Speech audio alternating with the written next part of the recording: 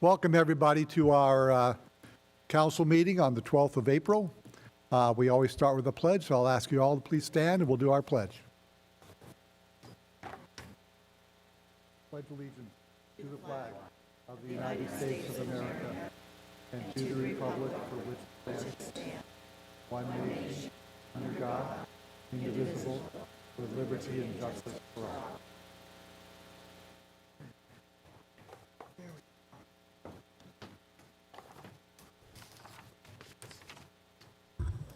Well, I believe that we do have a roll call to do here, so let's get our roll call, please. Madam Clerk. Councilmember Bill de la Pena. Present. Councilmember Adam. Here. Councilmember McNamee. Here. Mayor Pro Tem Jones. Present. And Mayor Engler. Here. And something off the agenda tonight, I just want to turn it over to our city manager, Drew Powers, for a quick little presentation and a little announcement. Thank you so much for the giving me a chance at the outset. She's not going to be excited that I'm doing this, but I'd like our city clerk, Cindy Rodriguez, to just step out briefly. I know she's working the. Cindy, get over here. Cindy. So not one for the limelight, but. Last week at the California City Clerks Association conference, Cindy was named a clerk of distinction.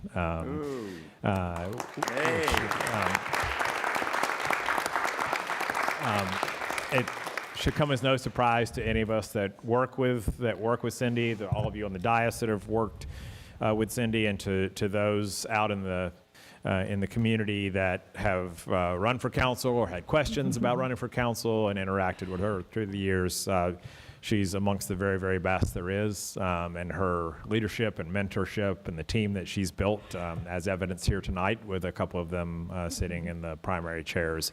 It's quite an honor for Cindy, an honor for our organization, and I'm just incredibly proud to call you a colleague.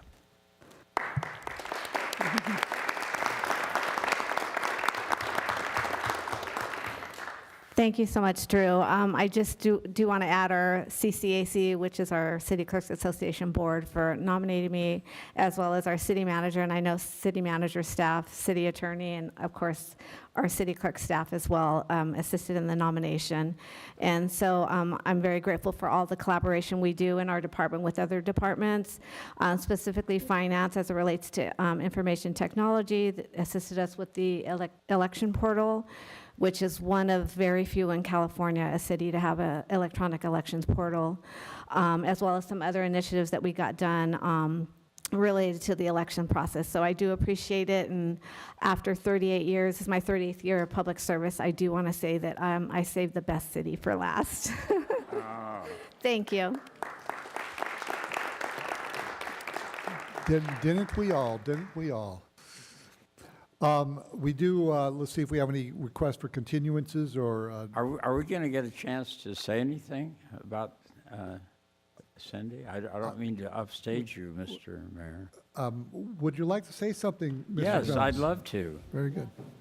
I think our city is noted for the finest clerks that cities ever were able to have, starting with Velma Quinn and Nancy Dillon, Linda Lawrence, and Cindy, of course. I mean, I don't mean to bring national politics into this, but the clerks are responsible for our elections and the veracity of our elections. And I'd like to make a statement for city clerks. If other cities have had the quality of clerks we've had, there has never been a question about the veracity of the elections. And I would just like to pay tribute to them. They have been like a rudder on a boat. They keep you going straight. And I can still remember, and I don't mean to, prolong this, but one of our very founders who was loved by everyone was a gentleman named Guy Runyon. He helped to put this city, in existence to have the first election to have a city, and he decided in the second election he'd run. And he got all his signatures and finally got to the clerk, and he got there 3 minutes late. And Velma Quinn would not take his papers. And so what he did was he ran with a pencil. He gave out pencils. And he said, "You'll have to write in my name."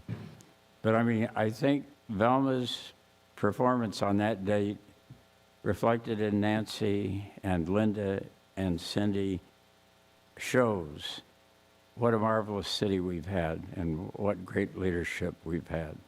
Thank you. Well, thank you, Mr. Jones. I would wholeheartedly agree that our city staff really makes us shine. So, very good. Going on, anybody want to have a continuance or on an agenda item or public hearing? Hearing none. We do have a special presentation tonight, and what I'd like to do is welcome our Cultural Affairs Director, Jonathan Syrette, to tell us about the upcoming pop-up arts and music festivals. Well, thank you very much. Good evening, Mayor Engler and council members. It is indeed a privilege for me to be here before you tonight to announce our lineup for this year's upcoming Pop-Up Arts and Music Festival.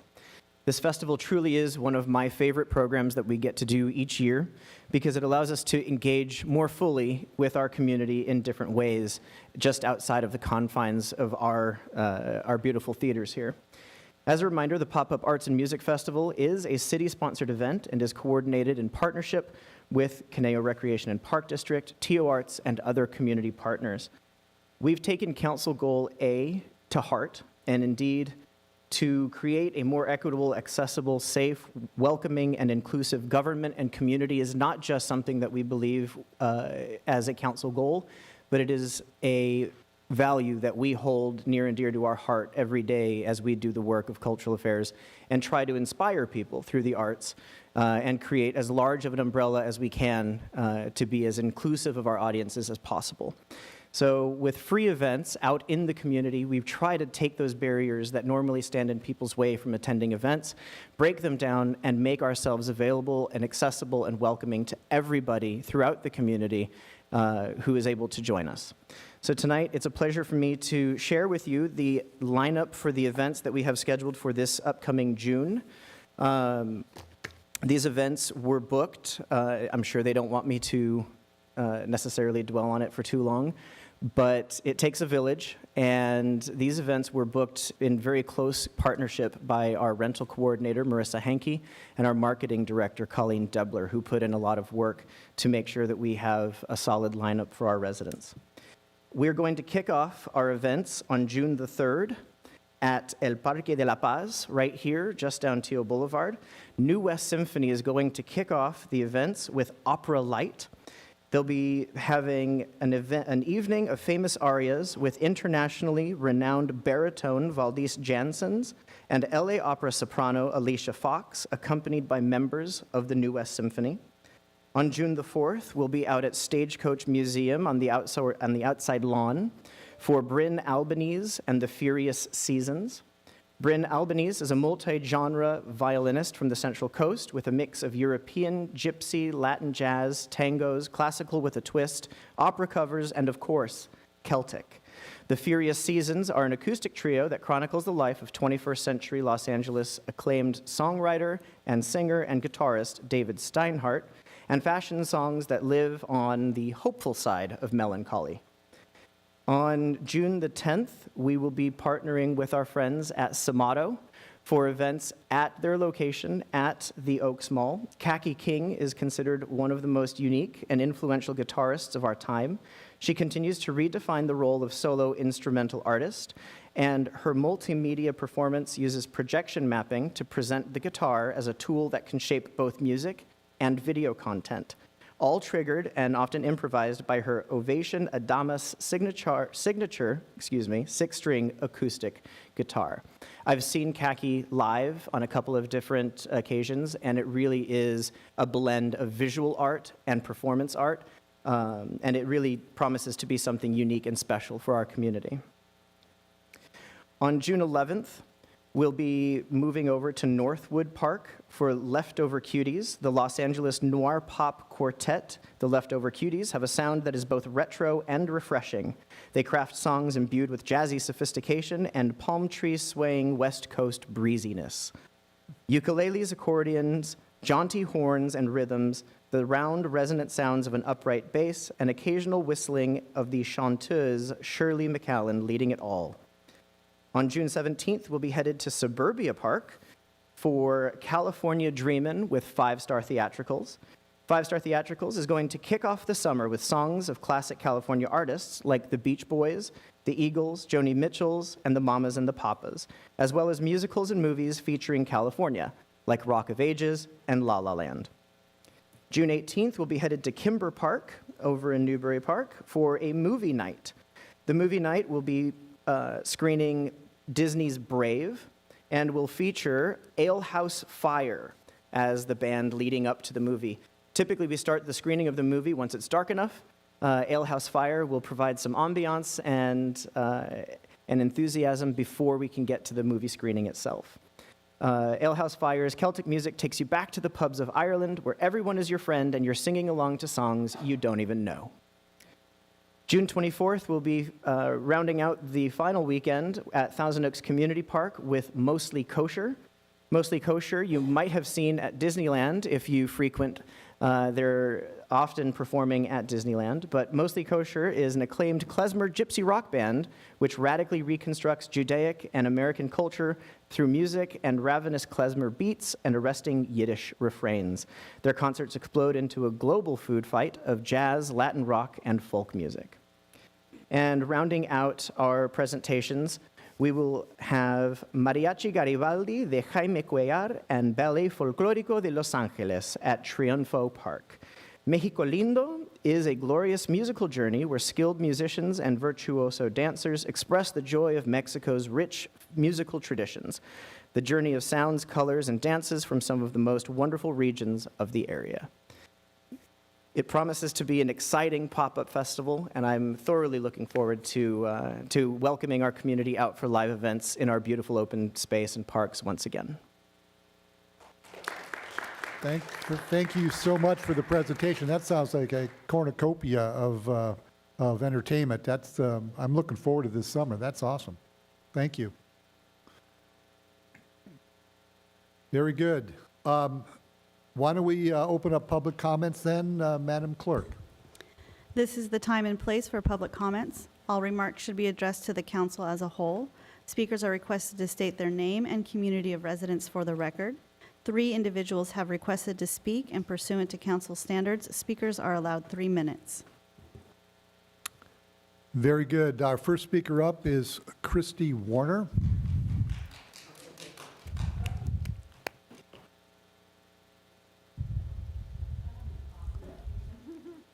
Very good. By the way, I do know Miss Warner and these kids. They are from the Weathersfield School, and they belong to a Kiwanis group called the K Kids.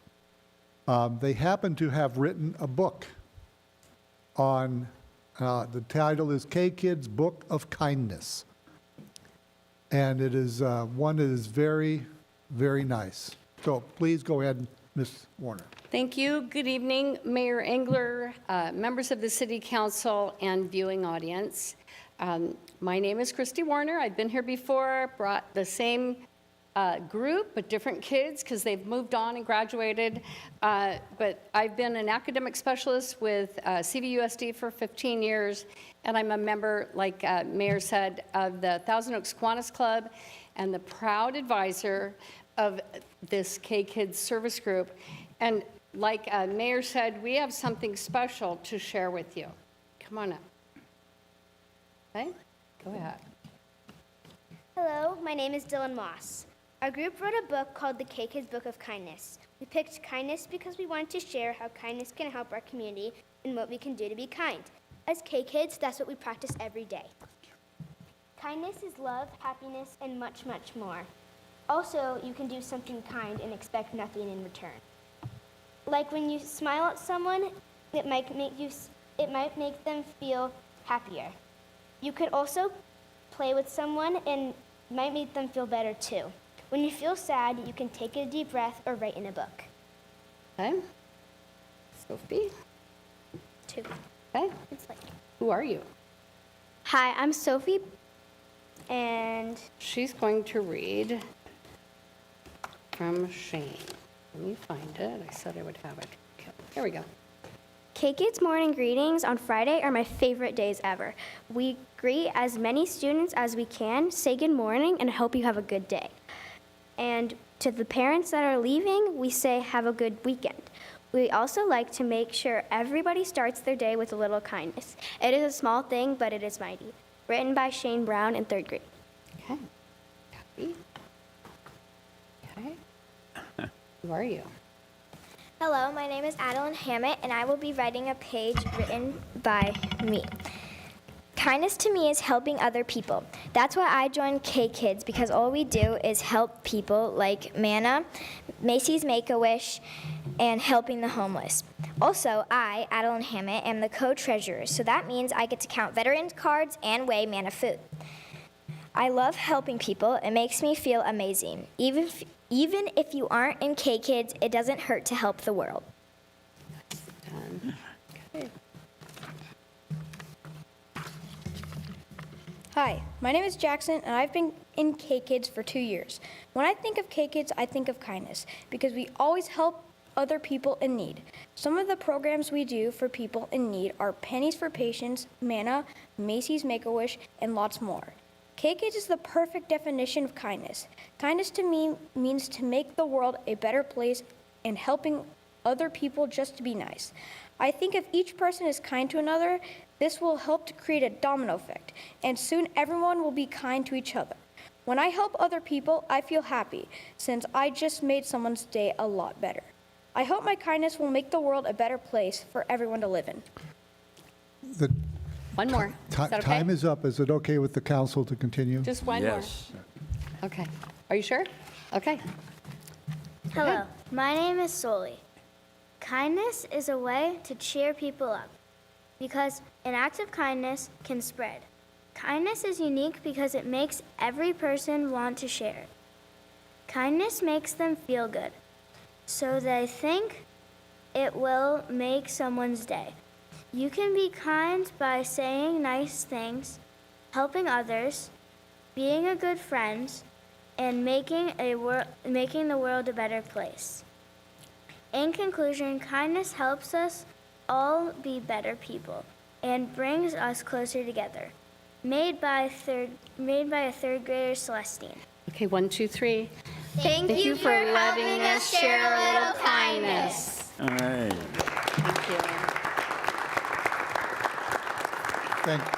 Thank you, Ms. Warner, and thanks to the kids. They did give me the book to preview. It is available if anyone wants to purchase one. But one of my favorites here is, it says, everyone is spreading love all the time, and that's good. You can be kind no matter who or what you are. Don't ever stop sharing kindness. When you make someone's day, you're not only helping others, you're helping yourself. Every day people feel down or sad, but you just got to lift their spirits as best you can.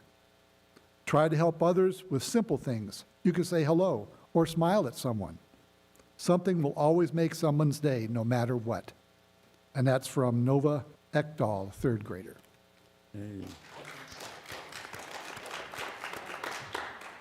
Kindness is the word of the day, so we'll try to stick with that. Okay, very good. Let me go now to the consent calendar. Oh, you know what? I'm sorry. We have 2 more speakers.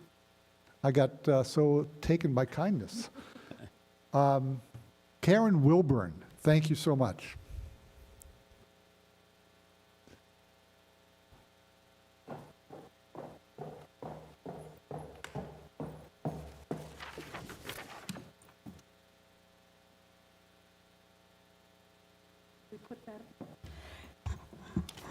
That's going to be a tough act to follow.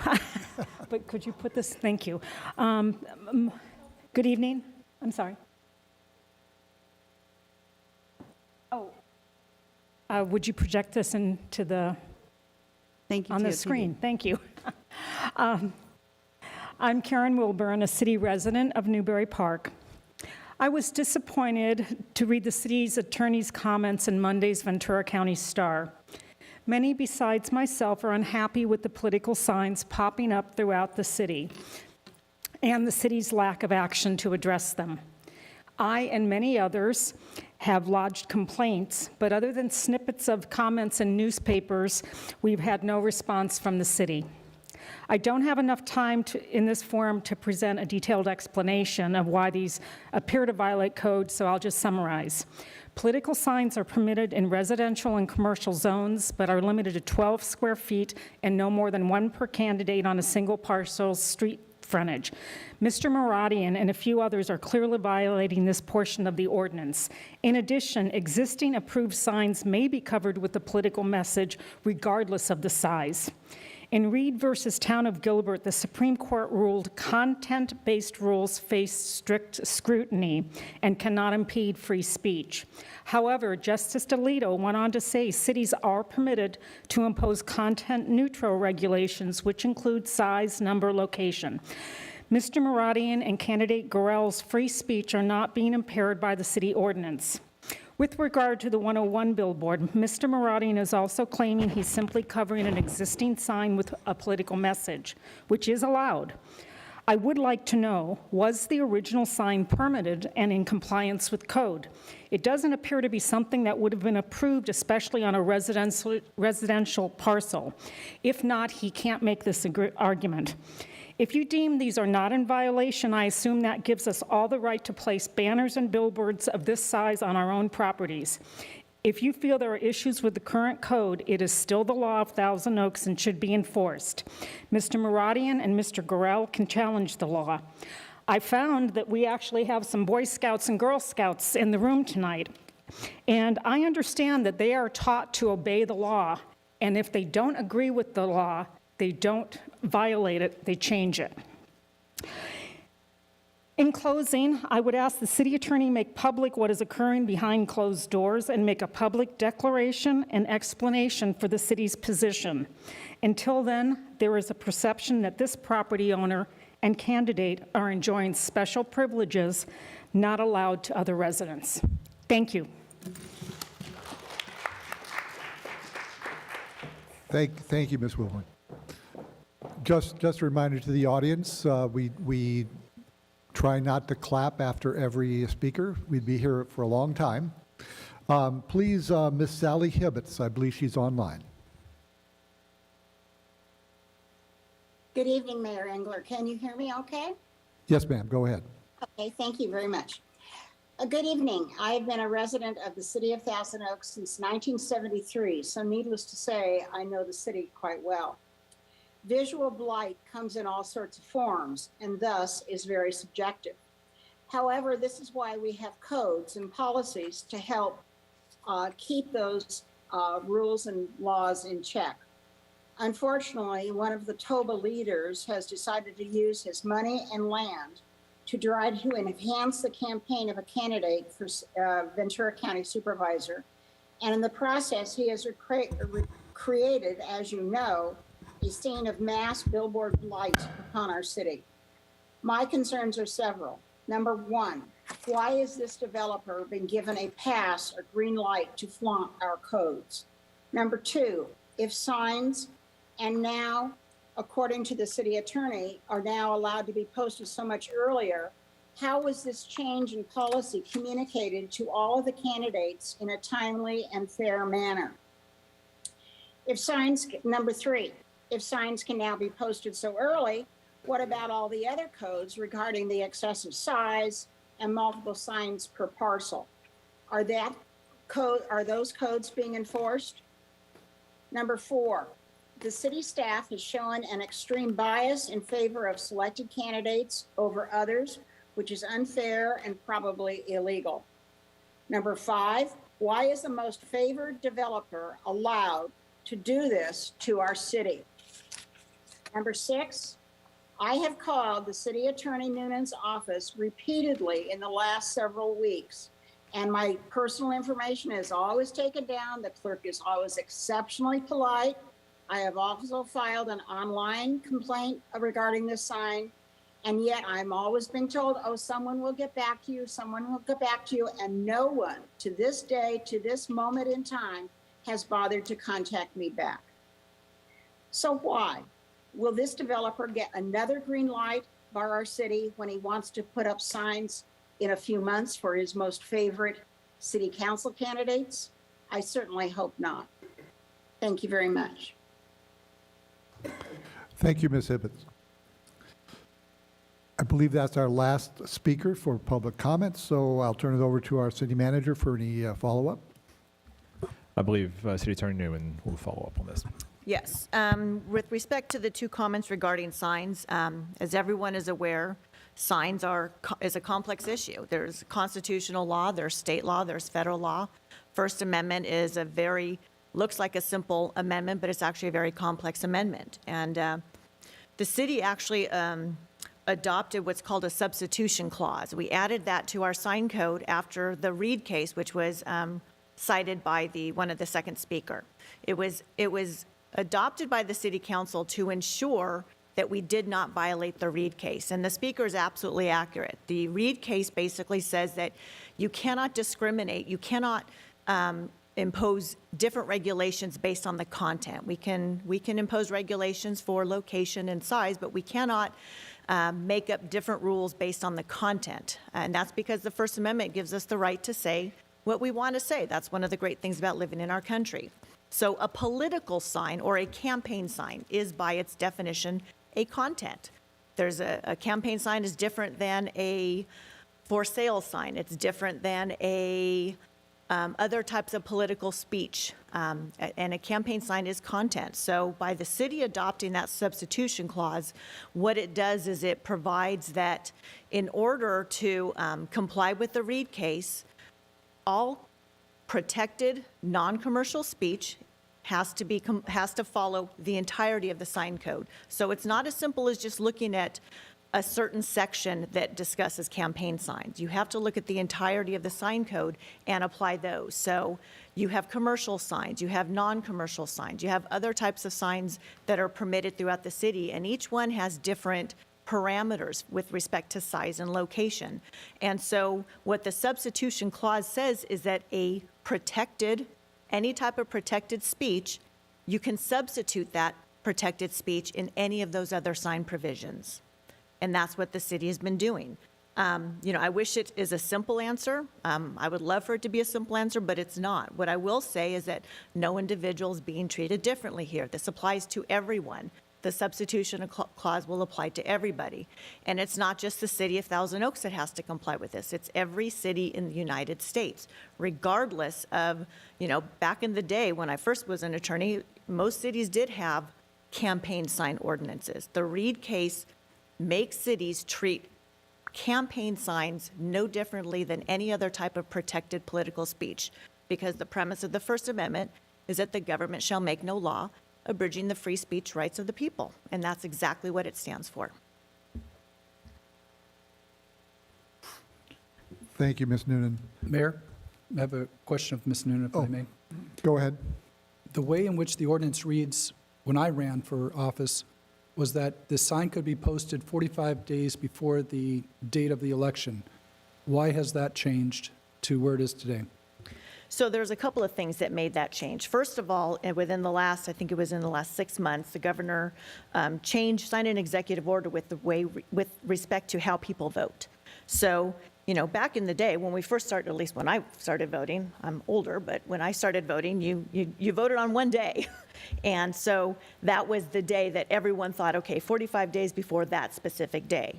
But our code does not say 45 days before election day. It doesn't say that. It talks about an event or an occurrence. And based on the governor changing the way and the methodology in which people can vote, I think it's a reasonable interpretation to conclude that it can be 45 days from that occurrence. Since I can vote 30 days before the actual election day, it could be 45 days from that 30-day period.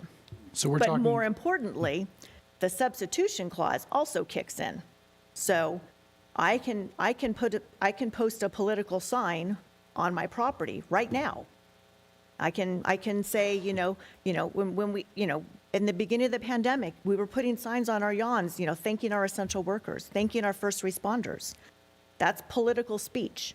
And I don't have to get a permit to do that, and I can do it 365 days a year. So if I understand you correctly, instead of being 45 days before the date of election, June 7th, I think is the primary, now we're 45 days before plus the additional 30 because voting can start Yeah.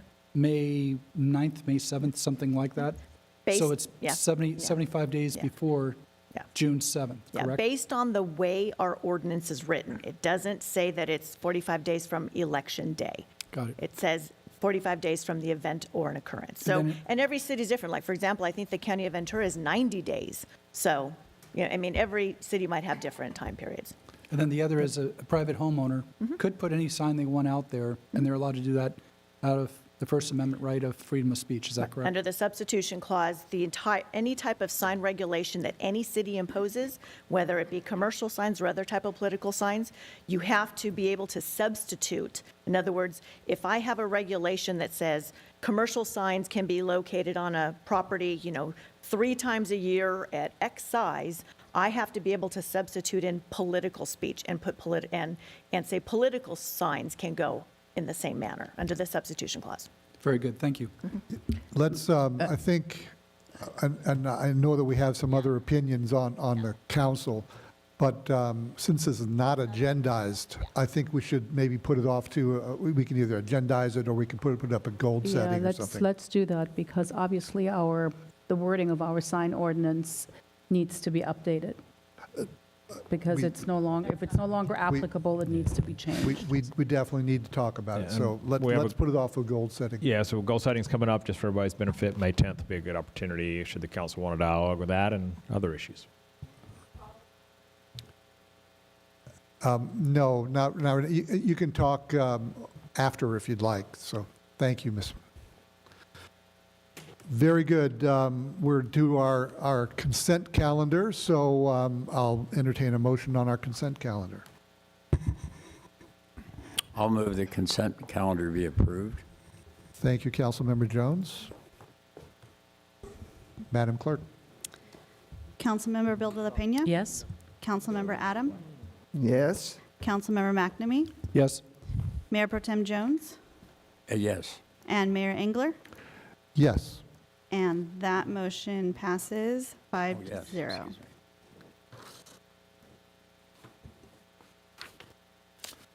Well, very good. Our next item is initiation of a municipal code amendment regarding cannabis. So we have Melissa Hurtado, who's going to be our presenter for this item. We got Patrick Heher and Marjan Pizzotti. Yes, thank you. Good evening, Mayor Engler and council members. I'm here tonight alongside Chief Assistant City Attorney Patrick Heher to discuss an initiation of a municipal code amendment to the cannabis ordinance. So let's start with a bit of historical context. Cannabis use for medicinal purposes became legal in 1996. In 2016, voters passed Proposition 64, which legalized cannabis use for those 21 and older for non-medicinal, or as it's now known, adult use. City Council adopted an ordinance in November of 2017 to allow for certain cannabis business activities, including one medical retailer. A selection process that worked similar to a request for proposal was conducted. After a review of items such as location, business model, security plans, and others, Legendary Organics was selected in July of 2018 to become the city's sole medical cannabis retailer. In December 2019, City Council amended the cannabis ordinance to allow for one additional medicinal cannabis retailer and selected Leaf Dispensary, who had applied during their original application process. This ordinance amendment also included a provision to allow for medicinal and adult use cannabis deliveries into the city to align with state law requirements. In February of 2022, both operators opened their door to the public. Shortly after opening their doors, both operators contacted city staff with concerns about the medicinal-only requirement and requested an amendment to the ordinance. They both reported that a large percentage of people who enter their business leave due to the medicinal-only requirement and state that they will purchase from another dispensary in the region or have adult-use cannabis delivered to their home. Tonight, we will cover some of the differences between medicinal and adult-use cannabis retail, the changing landscape of cannabis, and the specific concerns of the operators. Both of the operators are here tonight and will speak to further explain their positions. So first, let's talk about the difference between selling medicinal and adult-use cannabis. While the products sold are exactly the same for medicinal and adult use, there are differences between the two types of purchasers. A medicinal patient must have a recommendation from a doctor and be 18 years old. Medicinal patients who have a medical card do not pay sales tax and can purchase larger quantities than an adult use customer. Adult use customers must be at least 21 years old, and while they don't require a doctor's recommendation, they do pay sales tax and cannot purchase in the same quantity as a medical patient. When the city began discussing potential cannabis businesses in town, adult use dispensaries were only under consideration by other cities in the region. None have been approved or established. Medical cannabis dispensaries were commonplace since only a year had passed since the legalization of adult use cannabis. At the time, the two operators were confident that the medical-only business model would work. More than 4 years after the initial ordinance adoption, 4 other cities in Ventura County now allow for both medicinal and adult use sales in their respective jurisdictions: Ojai, Oxnard, Port Hueneme, and Ventura. Additionally, Simi Valley is currently reviewing information for consideration. Oops, I went too fast. Sorry, skipped my head on my slides. So, looking at the licensing throughout the state, you can see that medicinal cannabis retailers are rare. Of 931 retail operations, only 18 dispensaries are medicinal only.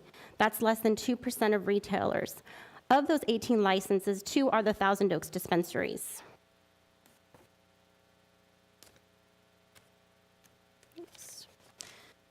In 2019, in response to state law, City Council amended the cannabis ordinance to allow deliveries of both medicinal and adult use cannabis from outside the city. After some work by city staff and the Thousand Oaks Police Department, the city has gained compliance with 9 companies who have registered to deliver in Thousand Oaks. While there is some vetting of these delivery operations, it is not to the same extent as with our local dispensaries. While we are able to inspect and audit our local dispensaries and require background checks of employees, we are unable to do so with those delivering from other jurisdictions. Our brick and mortar locations hire employees that provide advice on product and dosage, while delivery orders are mainly placed online with little guidance. Our local brick and mortar locations must utilize the state's track and trace program to ensure product safety. While the companies licensed to deliver to Thousand Oaks have the same requirement per state law, we are unable to verify and also unsure of illicit companies delivering without a city or state license to operate. The local brick and mortar dispensaries provide better product safety assurances to their customers. So while tax revenue has never been an influential factor for City Council as it relates to cannabis, I would be remiss not to include some tax information. While the 2 local operators were not yet in business, I can report that the city received $122,000 last fiscal year in cannabis tax revenue based on deliveries. With a 4% tax rate, that equates to over $3 million in sales. The actual sales figure is likely much higher due to the possibility of delivery companies operating without a Thousand Oaks license or paying Thousand Oaks cannabis tax. Since our local operators have only recently opened, we do not yet have tax revenue amounts. A revenue increase is anticipated should adult use retail be adopted into the ordinance. However, that amount is unknown. So each of the operators submitted letters which were included in the supplemental packet. I'll summarize the challenges they reported. First, they reported that the medicinal-only model is driving away customers. A large percentage of the people who come into these dispensaries leave when they learn about the medical card requirement, noting cost, time, and privacy concerns as reasons for not obtaining the medical card. With medicinal-only retailers being very uncommon, customers are upset and confused by the requirement. Those walking out of the businesses state that they will order from a delivery service or visit another dispensary in the area. They also report that they are unable to compete in the marketplace. With deliveries of adult use cannabis into Thousand Oaks, this has given people an alternative to avoid the medical recommendation. And the 2,000 Oaks operators may only deliver to medical patients, while those operating outside of the city may deliver 2,000 Oaks without, they may deliver adult use cannabis to 1,000 Oaks residents. So if City Council approves the recommendation to initiate a municipal code amendment, staff will work with our consultant to draft an ordinance. Staff will go before Planning Commission to review language in the zoning ordinance and will return to Council with a draft ordinance for consideration. If the recommendation is denied tonight, no further action is required. And so Mr. Heher, Ms. Bizzotti, and I are all available for questions. Thank you very much. Council members, do we have questions for our staff members? Mr. McNamee. Thank you, Mayor. I'm not sure who this question should go to. When the applications were submitted to the city for medicinal use, if I understand it correctly, adult recreational use was not legal at that time. Is that correct? For the city of Thousand Oaks, that would be correct, but not for the state. Okay, and I was sitting in the audience when that happened, and I remember, and correct me if I'm wrong, is that when they came forth with the medicinal request, council made it clear that this is no guarantee that adult use would be put forth and granted if it came up at a later time. Is that your recollection as well? So my recollection is that when we were bringing the cannabis issue to council, we did a lot of research, we had workshops, and then we had an initial prohibition of all uses, all the licenses, such as dispensaries, of course, delivery, manufacturing, all the different licenses that are under cannabis as a whole. And then as we went through that, then we decided, or council decided, that they would allow, at the time, medical dispensaries, 2, or at least initially 1, and a testing laboratory. And then that, as you heard from earlier tonight, we changed that to amend it to 2 medicinal dispensaries and 2 testing laboratories. So currently that is what's permitted. So Then- to come back to my question. Sure. Did not council, and again, I sat in the audience, my recollection is that when they applied for medicinal, adult recreational was not an option. It was made clear to them that this is no guarantee that if recreational is submitted for, that they would be able to get it, and they all said, yes, we were okay with that. I would Mr. say Heer. it was very clear that that what was being issued was going to be a medicinal license at that time. That would be correct. And if I might add to that, Councilmember McNamee, the council at that time had a menu of choices in front of them, as every city in the state had. And every city had to take affirmative action on that menu of options. And it included things from commercial cultivation, adult use, medicinal, and testing facilities. And so the council went through the process of identifying where they wanted to permit that activity. And they, at that time, landed on medicinal dispensaries, and testing facility came later, if I remember correctly. Correct. And the tax rate right now for the state of California for marijuana recreational adult use, what percent is that over the price that's listed by the dispensary?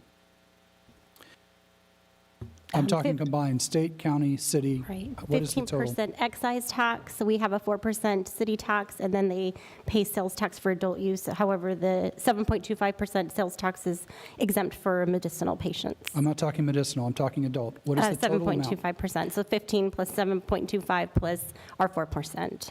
So what is that, 19 plus 26.25%? So they pay 26.25%. Correct. Over above what normally would be paid on a non-cannabis product, correct?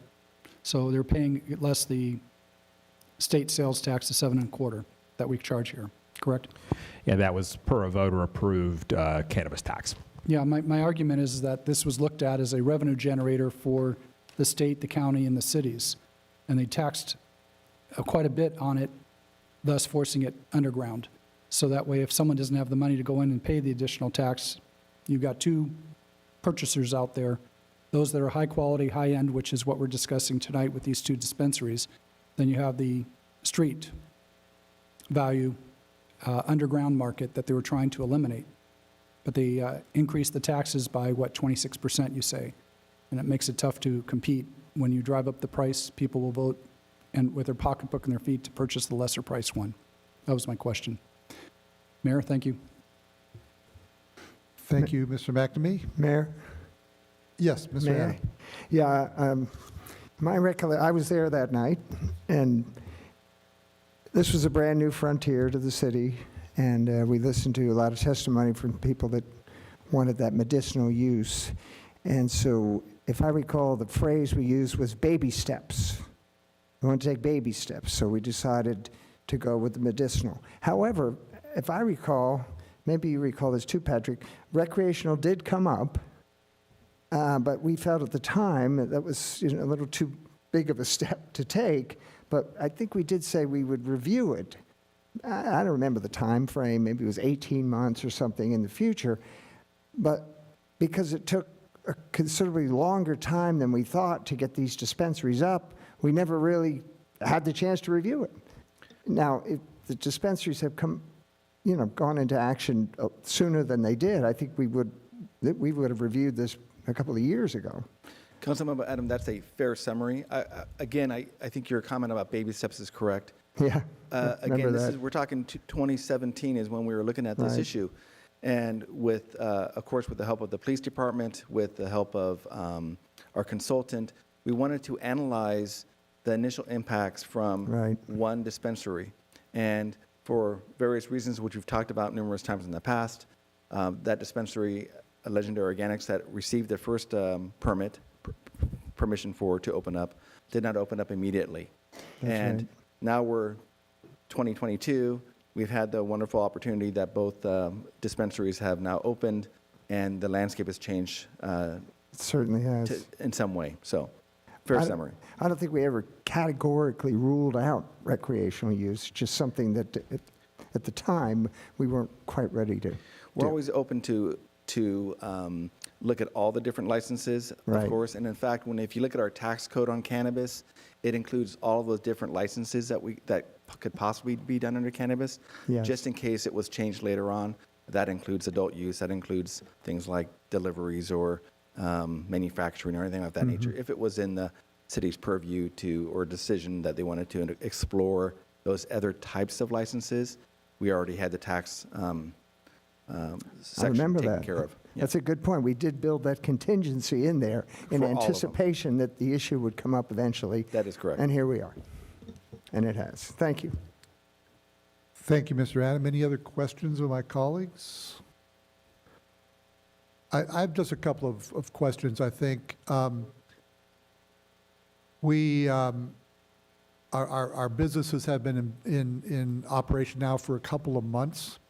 I know that I've always asked to have a track record of some sort so we can see how things are going with these businesses. Apparently, there's problems with retention of customers because of our restrictions on the medical side. That's why we're here tonight. Have there been any other issues in terms of competition from other delivery services, or has that been a problem? You mentioned we have about estimated $3 million in sales in town. How have we regulated the deliveries coming from outside? Earlier on, there were some sting operations by Thousand Oaks Police Department, and that's mostly how we were able to gain compliance on the deliveries. And yes, $3 million in sales is estimated for last fiscal year just based on the tax that we collected. However, we can't be certain that we have compliance from all the delivery companies that deliver to our region. There are several Los Angeles County-based dispensaries who very likely deliver here, but we wouldn't have knowledge of it unless we saw them or had something delivered to us. So it's very, very likely that sales dollar amount is much higher than the $3 million. So I imagine that would create pretty significant competition to our brick and mortar dispensaries. However, they might be able to address that better in their comments as well. And if I may add, Mayor, when we initially had to deal with the Bureau of Cannabis Control, it's changed now, but the Bureau of Cannabis Control they adopted modified a section 5416 subdivision D, and that had to do with allowing deliveries in other jurisdictions. And when that happened, we amended our code. And one of the first things we did is we actually sent out letters to the various dispensaries that we knew about in the various regions, LA, Santa Barbara. And the reason why is we wanted them to know that we actually had a ordinance on the books and that there was a requirement to follow our ordinance. And that allowed, again, it was an effort to try to make sure that they had some type of compliance, and we wanted to do that compliance. And again, as another council member, McNamee, said, we're always going to have individuals who are going to try to cheat and not follow the regulations, and we are going to have that with many sources of businesses, including cannabis. Mayor, I've got some questions afterwards. In terms of our businesses have been operating now for a couple of months. How was their code compliance in opening their businesses? Certainly, I can't speak for the chief of police, but I'm not aware of any, as far as negative issues whatsoever. We have been to the site. Staff has been to the site. We worked well with them as far as tenant improvements with both operators. They've been very cooperative in that sense. The security system, certainly very well receptive to police's suggestions when we had those initial meetings before they opened. And so for all of that, that's all been above board and very clear. I think it's only been since they opened that we received word from them that they were having this impact from patrons who were going in and then deciding they didn't have a card and weren't going to patronize that facility any longer. Thank you. And I think my final third question is to our Police Chief Paris. If you can please come forward, sir. I just want to make sure that there's been no legal problems that you've seen and that they complied with all your requirements for security and that sort of thing. Yeah, we haven't seen any issues with the compliance on that. Thank you. I believe, actually, if Councilman McNamee doesn't mind, I'll go with Councilmember Bill de la Peña first. Yes. I'm not sure if I have 3 questions, but that'll be the limit. I was reading in the supplemental packet that there was one extreme case of someone smoking marijuana all day long outside and impacting his neighbor for 18 months to where the neighbor had to close the windows, had air conditioning running all this time. And I mean, that is pretty extreme. Was unwilling to work with a neighbor and finally moved away. But it took 18 months of really not being able to go outside into your backyard. And my question is, for the city attorney as well, perhaps as the chief, what can one do in a situation like that? Appeal to the APCD, but I mean, the marijuana business itself has to comply with EPA regulations, but when somebody is incessantly smoking outside to the point where you cannot use your own backyard, what happens? Sure. So typically that would be more of a private nuisance. You might recall that a number of years ago, probably over a decade now, this council adopted a smoking ordinance, and cannabis, like any other type of weed or tobacco, has to comply, or individuals have to comply with that smoking ordinance. Also, under the state law for cannabis, you cannot ingest it in, like, for example, at a school or near a school, unless, for example, there's an exception, it's at your residence. And you also might recall that the state or the people of California voted for AMA, adult use. And based on AMA, every resident is allowed to have up to 6 plants in their property. And they have to be secured, or they could be inside, of course, but they can also have it out of the public eye. And then for individuals who do that, of course, whether it's a cigar, cigarette, or of course cannabis, you have that situation where they're going to smoke that weed or cigarette in their backyard, which is their right even under our smoking code, they can do that. And again, that goes back to more of a unfortunate situation. We have them in other issues too, where you have a person who's just a bad person or a mean person and not respectful to other people's neighbors' concerns. You said public nuisance. Obviously, you can do whatever you want on your own private property. When it steps into being a public nuisance, what are the options? I hope I said private nuisance because I meant private. So sometimes okay. it's a private Maybe you nuisance did where say they that. might have an ability to go after a neighbor, for example, based on actions that the neighbor is doing. You see that usually with, you call it like the spite wall. That would be a perfect example where someone's doing something with a wall and putting it on the next door's property, or maybe creating too much noise and just doing things. And unfortunately, we have those situations, rare in Thousand Oaks, but they do happen. And that is when you have two neighbors disputing, and it's definitely a private dispute, and it's usually taken where one of them has to go to court. Whether they can establish a cause of action, it's up to them to see if that would work. Thank you. Thank you, Ms. Bildo-Pena. Councilmember McNamee. Thank you, Mayor. I noticed in the report you dealt mostly with the regulatory aspects of this product, the consumer side, the revenue side, but I didn't see anything in your report regarding the adverse effects of cannabis use. Give you an example. Cannabis use 4 or more times a week for 10 years results in an addictive behavior from that point forward. Or heavy chronic use of cannabis results in some 70% of cognitive function in those people. It also causes glucose metabolism changes in the brain that are permanent for chronic use, as shown through PET scan. It has impact upon the heart, the brain, central nervous system, cardiovascular, lung. I didn't see any mention of that in there.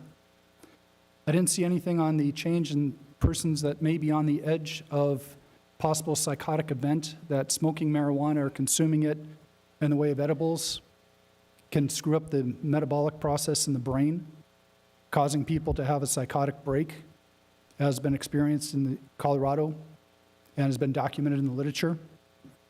I haven't seen anything that talks about overdoses of people who consume cannabis. I haven't seen anything for the increase in teen use as it becomes more readily available through adult recreational use. The more available it is on the streets through adults that are 21 and over, the more likely teenagers and adolescents will obtain it and use it. I don't see anyone talking about in our report here from the staff about how people who consume this, whether it be adults or teenagers, will get their satisfaction in life and their enjoyment in life out of the chemical feel-good that comes from the narcotic side of it, instead of going out and doing something good in service for the people around them, getting good grades in school, learning a trade, in service of others. I didn't see that in the report. So we're all talking about great revenue, which is one of the reasons why they wanted to legalize this in Sacramento, because we're missing out on all this. And if we legalize it, it'll stop the underground black market, which has not happened. In fact, it's made it worse. Because when you tax something 26%, the price is out of the market for many of those people that could have afforded 7.25% sales tax, but now it's 26%. And they really don't care about the quality. Now, to the credit of these two companies, they do assay to make certain there's the active ingredient is there. They make certain that there isn't any pesticides or adverse heavy metals that could cause harm. I applaud them for being able to track it as they do in pharmaceutical drugs.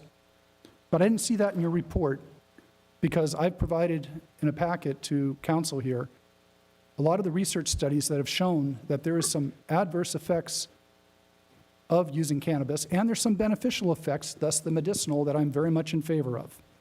Why was that omitted out of the report? Because that affects and weighs in on council's decision, just not from a regulatory or an income level, because we're impacting the people here in Thousand Oaks by making it more available. I'll appreciate your comments. Why was that not included in the final report? Sure. First, I would say that when we initially looked at cannabis, staff was directed by council and the city manager's office to investigate Colorado, for example, knowing that Colorado was one of the first states, the primary state of our nation, to address cannabis and to permit it. And in fact, staff did that. Staff also attended seminars with Ventura County Behavioral Health. And when we presented the various points on cannabis, pros and cons, a lot of that information was provided to council before the decision was made. That included the pros and cons, as you just mentioned, what cannabis can and cannot do, and the literature that is out there. And I won't speak today about the literature that's out there because we can be here all night about whether any of that literature is accurate or not accurate. I mean, I think there's going to be some both ways, and you yourself admitted that there's probably pros and cons for the cannabis as a use. For tonight, for this initiation of this amendment request, we're following the various state laws that permitted under AMA and MRCURSA to allow dispensaries and cannabis operations to take place in the various cities and counties of California. And based upon that, it was about addressing that use, that permission to operate a business. That is what's before you tonight. It's not about whether or not people should be going there and trying to learn about cannabis or take cannabis. Again, it's also important to note that for medicinal, it's 18 or older with a card. For adult use, which is what's before you tonight, it's 21 or older. So you have adult use being requested for the request for the initiation. So yes, I understand that you have, there are those issues, but as far as the purpose tonight, it's about initiating an amendment about the process, about allowing an operation to occur that is cannabis, but to expand that operation from just medicinal to adult use and medicinal. I'm going to disagree with you vehemently. Okay. The disagreement lays in the fact that in the 1960s and 70s, cannabis active ingredient THC was 6%, sometimes lower. Through great biochemistry and breeding of the different plants, we're now up to 25 to 30% active ingredient. This is not the same drug that was available in the 1960s and 70s. Agree. And you're speaking to it only being a regulatory issue tonight, and I disagree, because this actually weighs into whether or not we should approve this for recreational use, because we're making it more available in our community, and you're addressing it from a regulatory standpoint. I'm addressing it from, do we really want this in our community? Because I agree with you that there are some good studies that show that there's potential for medicinal use to treat actual pathology using marijuana and the active narcotic ingredient THC. That's why I'm just fine with it actually being dispensed. In my opinion, the federal government and the state made an error by not dispensing, or actually not prescribing it by the doctors, dispensing it through the pharmacies, and regulated it by the Board of Pharmacy. That, to me, is the model we have, and that's the one we should be going down, not having medical marijuana dispensaries the way they are right now. Because organized crime came into this business, and they have made a lot of money at doing this. Not to say that these folks here are involved with organized crime, but in other parts of Los Angeles that I'm familiar with, my work as a reserve officer with the LAPD, there's heavy, heavy organized crime involved with those dispensaries and funding them initially. And I'm glad that we're looking at quality companies being here, Leaf and Legends, to offer the medical marijuana as an option. That one I can advocate for. But your report left out all the adverse effects, and do we want this in our community? Because this will capture the hearts and minds of our teenagers, and I guarantee you as an instructor at Ventura College, that when it happens at the college level, it works its way down to the high school, and from the high school to the elementary schools. And it just doesn't stop because we as a body say it's only for 21 and over. It makes its way down the chain all the way down to our youth. And I am very much in favor of our youth having opportunity to survive and thrive, to find their purpose in life, and get their feel-good out of service to others and not out of a drug called marijuana, which has been documented to have adverse effects and cause major problems with those that consume it and consume it irresponsibly. So that was in the report, and I think council needs to have that before they make a decision on such an important item as this. Because unfortunately, the dispensaries here have invested a lot of money and time, and I appreciate their quandary that they're in right now, because they have a good number of people that come in to buy recreational, but they don't have a marijuana card. And if its council decides not to move forward with this, to allow them to do recreational adult use, then they're going to really struggle and may go out of business. Myself as a business owner, I can tell you, I can see what their model is at right now, and this is not a good place for them to be. And thus, this is a do or die situation for them right now. And unfortunately, we're looking at it from a regulatory income level. Is there a question? 'Cause Yeah, I the do have question, a question. is, why was this not included, other than you saying that, oh, we just want to look at this as a regulatory, we talked about it in 2017. It should have been here today with a literature search, a review, to look at all the aspects, because this is a big step that we're taking here in our community. Why is it not in there, and we should have it in there, in my opinion. Your thoughts? So I'm going to jump in really quick here and just reframe some of the things that Patrick was saying. And some of these questions I think are probably great questions for our applicants here. They're in this industry. The voters of the state of California voted in legalization of marijuana, and so thus put city councils across the state in a position of having to make a determination. What Patrick shared was, at the outset, we went that extra step further, new with all of this, and brought that information through. We do not run a public health department. That's not a component of our business. We provided that as ancillary information to the council. But we are now well down a path of legalization, over 850 adult use dispensaries in the state of California, and legalized delivery across the state. And so from a use standpoint, it's largely settled by the voters. And so we have the role of policy implementation, and that implementation deals with the regulatory environment. I 100% hear where you're coming from on this. We all have personal feelings about this. For us, we have to bring questions to the council.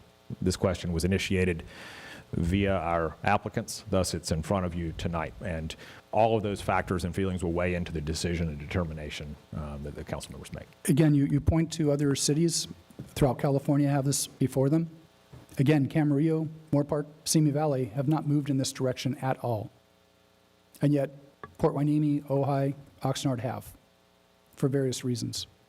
So Right. it's one where it's up to the individual cities. Do we want that in our city is the question here before us. And that's- Not regulatory. Can they do it? Do they do a good job? They're quality companies. I took tours through them.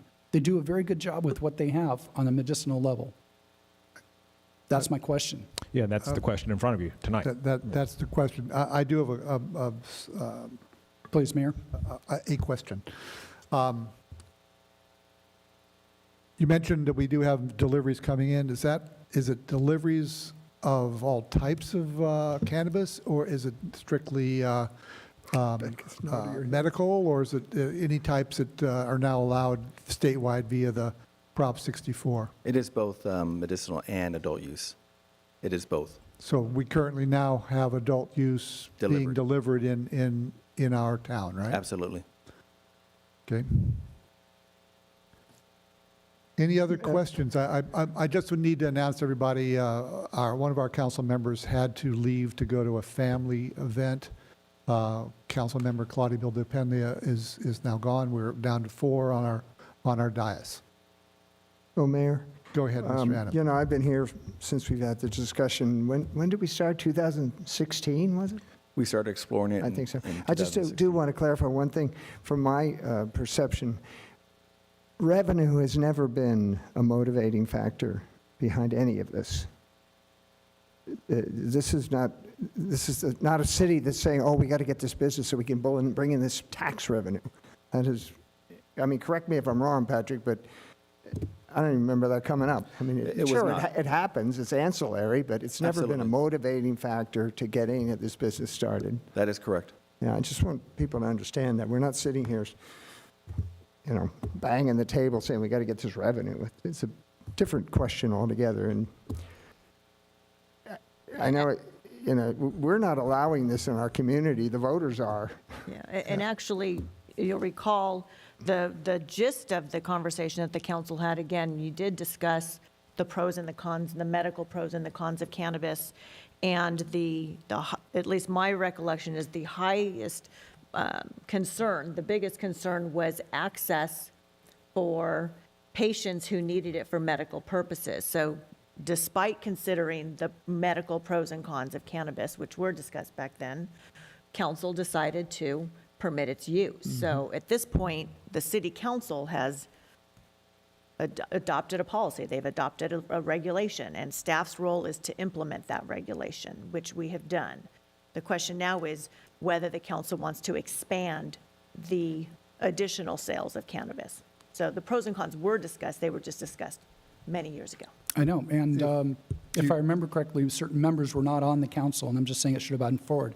Now, we already have had a comment in the presentation, a wonderful presentation, about $122,000 in sales tax was collected by out-of-city deliveries.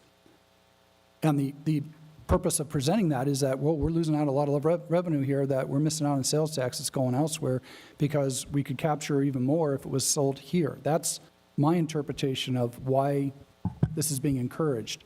So is that a fair assessment of possibly moving to recreational here instead of having it be delivered? Because we don't know if everyone that's delivering it is reporting their sales tax. Councilman McNamee, if I can ask that question in a slightly different way, and perhaps Jamie is here. What percentage of our sales tax is $120,000? Well, while she's walking down to the dais, I'll let her speak to that question. But to just add on to the points, I think the reason for providing that was to show you the volume of activity happening in our community. So $122,000, actually a figure that surprised me. That could be correlated, upwards of $3 million in delivery sales occurring, and that's both medicinal and if I may, Mr. Powers, the $122,000 is the 4% cannabis tax. Got it. So it wasn't our sales tax; it was a cannabis tax that we collected. Yeah. And the other piece that I want to mention, and Jamie can probably speak to this, that when the council discussed doing a standalone tax, and we talked with the professionals involved in that, a lot of that was with an unknown coming into the community, and then potential law enforcement impacts associated and other things with that. It was looking at opportunities to ensure that we had adequate funding to address those things. Thank you. I think Melissa mentioned in her presentation that at our 4% tax rate, which is not a sales tax, we estimated that was about $3 million in sales. But again, that there are likely additional sales occurring through deliveries that we are unaware of. And I apologize. Yes, it's not the sales tax. It's our 4% surcharge on cannabis sales. This is our business tax. Our business tax. What, in terms of our sales tax revenue on a normal year, how does that compare? I'm trying to answer the question in my own mind. Is this about the money, or is it about providing the product to our citizens? Last year, our total sales tax was in the range of $34 million. So you can say 120,000 is a drop in the bucket to $34 million. Yeah, my math isn't that quick. I can't do the percentage there. I can't do it in my head either. Ms. Boscarino, question for you. Yeah. I was over at a function talking to one of the council members from Port Hueneme, who was boasting about what a great tax, a great financial incentive it was to have legalization of marijuana there in the city, because they were able to bring in quite a bit of money for marijuana sales. Do we have any projected ideas to what those dollars are going to be here in Thousand Oaks if we do move forward with recreational use? I think I would defer to our two cannabis retailers that if we were to bring in or allow both recreational and medicinal, what their estimated total gross sales would be, and then we could back into that 4%. But yeah, the city of Port Hueneme does receive a considerable amount, from my understanding. I still don't think it's anywhere near our $34 million in sales I don't tax. anticipate that to exceed what we do with our various sales tax of moving product and service, just that this is not only about regulation and providing a product. They were also talking about sales tax revenue, or not sales tax, but revenue coming into the city through the sale of marijuana. Correct.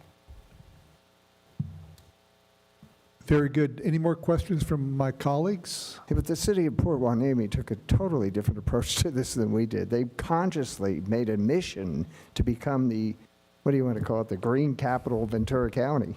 They want tourism. They want people coming to their city to purchase this stuff. So, I mean, that's not what we're doing.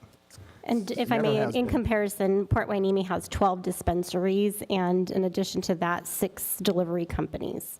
So their operations are much larger than our 2 dispensaries. And they don't have an automall, right? Very good. Right, but on a ball. Let me, I think if there's no more questions of staff, let me open it up to the applicants here, our businesses here that are asking for this change. Let's see, we could go alphabetical here, or how would you guys like to do it? Mr. Cohen. Mr. Cohen representing Legendary.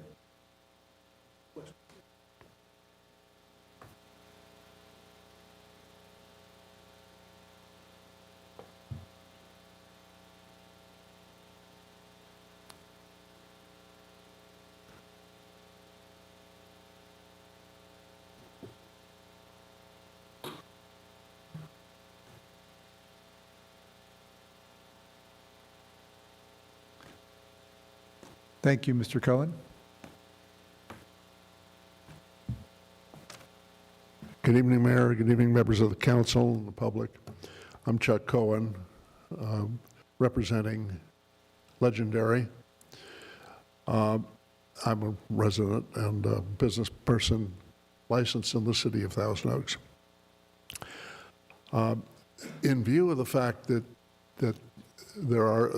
there is one missing council member for this consideration, I'm going to make some comments, but I may cut those short to request that this matter be put over until there's a full council.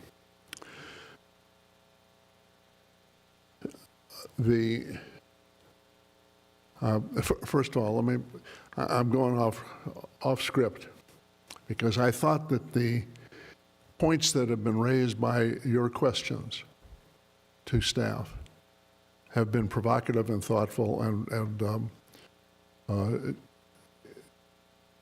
are very worthy of making certain that they are within the consideration of the council as you move forward, or you choose not to. And I particularly address that to Councilmember McNamee, who's probed this with very, very thoughtful questions. A couple of quick reactions to your points is the following: that in the cities in this county that have not adopted an ordinance to allow for dispensing of cannabis product, in those cities, of course, there have been no business people that have invested in putting a product together within a tenant-improved location.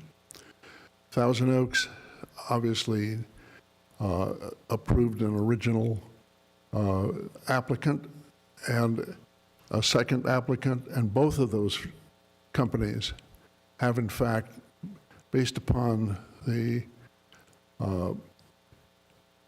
adoption of the ordinance, went ahead and built out facilities that are, I think, most of you, if not all, have toured these places, recognize that they've done a very upscale quality job in converting their properties into something that is not just a storefront type of operation, and would not therefore encourage people who are less than thoughtful with respect to the utilization of this this product normally come through.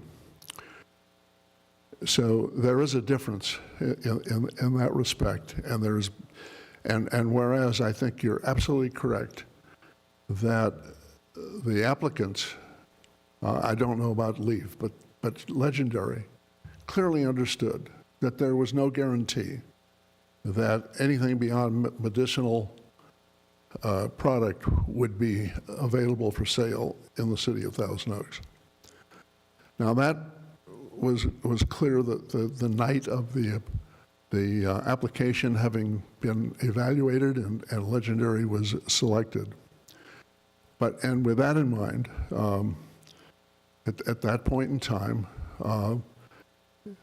Legendary's principals made the economic financial judgment that under the circumstances that existed as of that date, they would take the risk of putting out the investment in order to build a very high quality facility.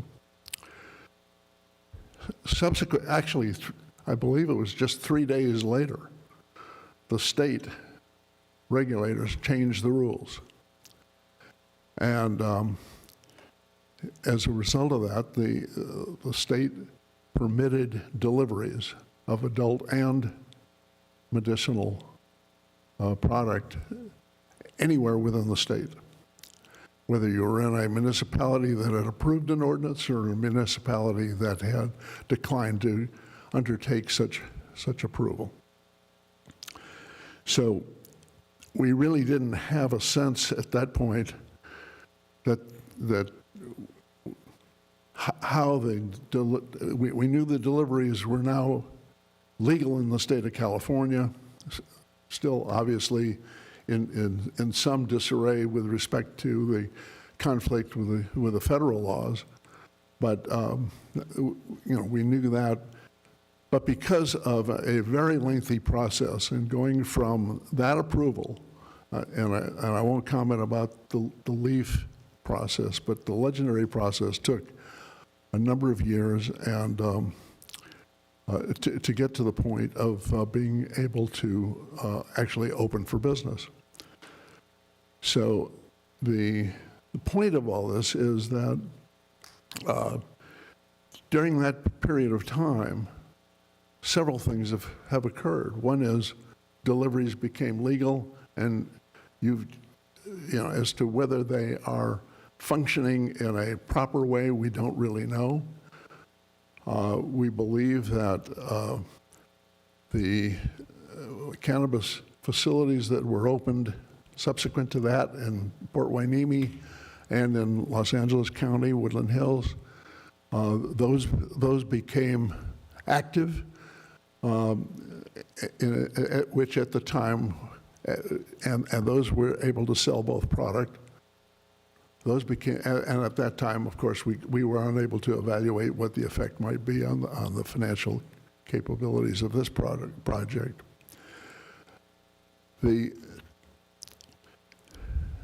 With all due respect, Councilmember,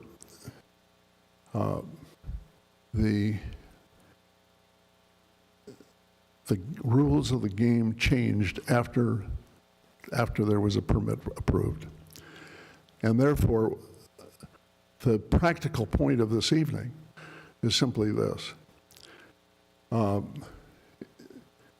Legendary is at a enormous, and Leaf, I expect will say the same, are at an enormous disadvantage with respect to competition from not just deliveries, but from these other locations close by within the ambit of the area.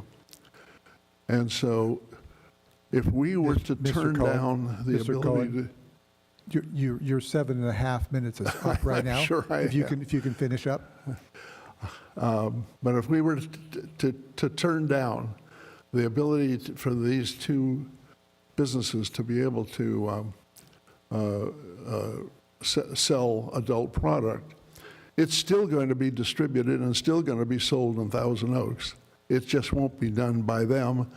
And what you ultimately probably end up with is that these facilities will not have the financial ability to sustain themselves, and therefore these two very quality businesses and locations will not be able to provide the quality and the service that the council, you weren't on the council at the time, but that the council anticipated, that the council expected. Thank you, Mr. From Keller. these businesses. So we'll hear from Mr. McFarland. Thank you, sir. Sorry, Mayor, I went way off script, but I really think that the point has now been made. If you have questions, I'd be happy to try to respond. If you have technical questions, we have the manager of the legendary office here, and we have the principal manager, Mr. Davis, here to be able to respond. Thank you. I'm sure we'll have questions for you in a minute. So I'm sorry. I'm sure we'll have questions for you in just a few minutes. Let's turn it over to Mr. McFarland from Leaf.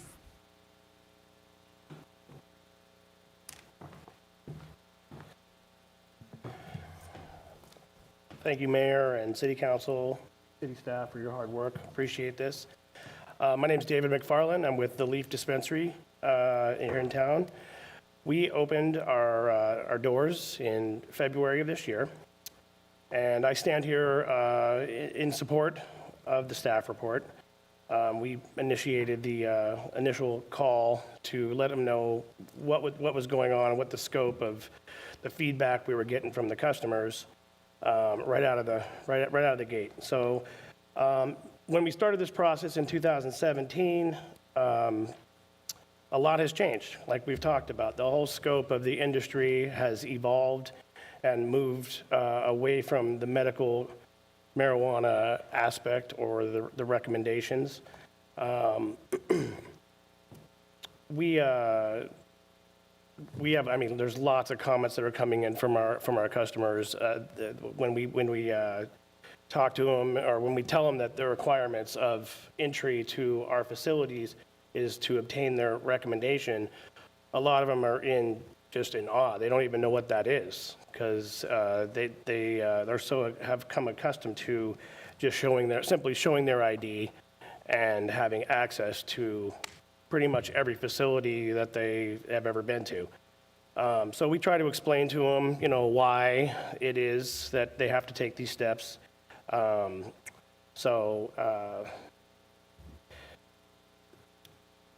impact, when we did this process and we agreed to medical cannabis, the state, that's all we knew. We didn't know what the impact of Proposition 64 was going to have on us. We didn't realize how fast that it was going to evolve. So at that time, coming from the medical cannabis industry since 2007, and that's all we ever had, we didn't think there was going to be that big of a pushback from our customers. Right now, as it stands, we're seeing about a 50% walkout. And this isn't, a 50% walkout is from people that need medical marijuana and use medical marijuana, but just refuse to get a recommendation. Some of the comments, they just feel it's unnecessary. It's an unnecessary expense. The state of California has passed this law. Some of them are upset with us, thinking that we're doing it to them. They're making comments like, I'm just going to go get deliveries at my house like I've been getting, or I'm going to go down the hill to Port Hueneme or over to Woodland Hills. So the access to cannabis is here. It's happening. I mean, as I speak right now, deliveries of adult use cannabis are being delivered right now in our city. Brick and mortar, or the fixed location, is a much safer way of accessing cannabis. I'm not here to convince anybody that cannabis is good or to change your mind on anything, but it's there. It's happening. Delivery services are, we have 9? Well, we did a search here, just a regular internet search, 70 pages. Right here, top best medical marijuana and recreational dispensaries in Thousand Oaks. 96 delivery services offer their services in the community, and only 9 have applied for the license. Only 9 of them have taken the steps that the ordinance requires. So the overabundance of illegal deliveries going on is jaw-dropping. When I opened up my Northern California location, actually Central California, in Lompoc. We were the first recreational cannabis dispensary in the whole county of Santa Barbara. Within 1 month, and prior to that, there was no dispensaries anywhere in that region, and the delivery services were thriving. It was just, that's what everyone was feeding off of.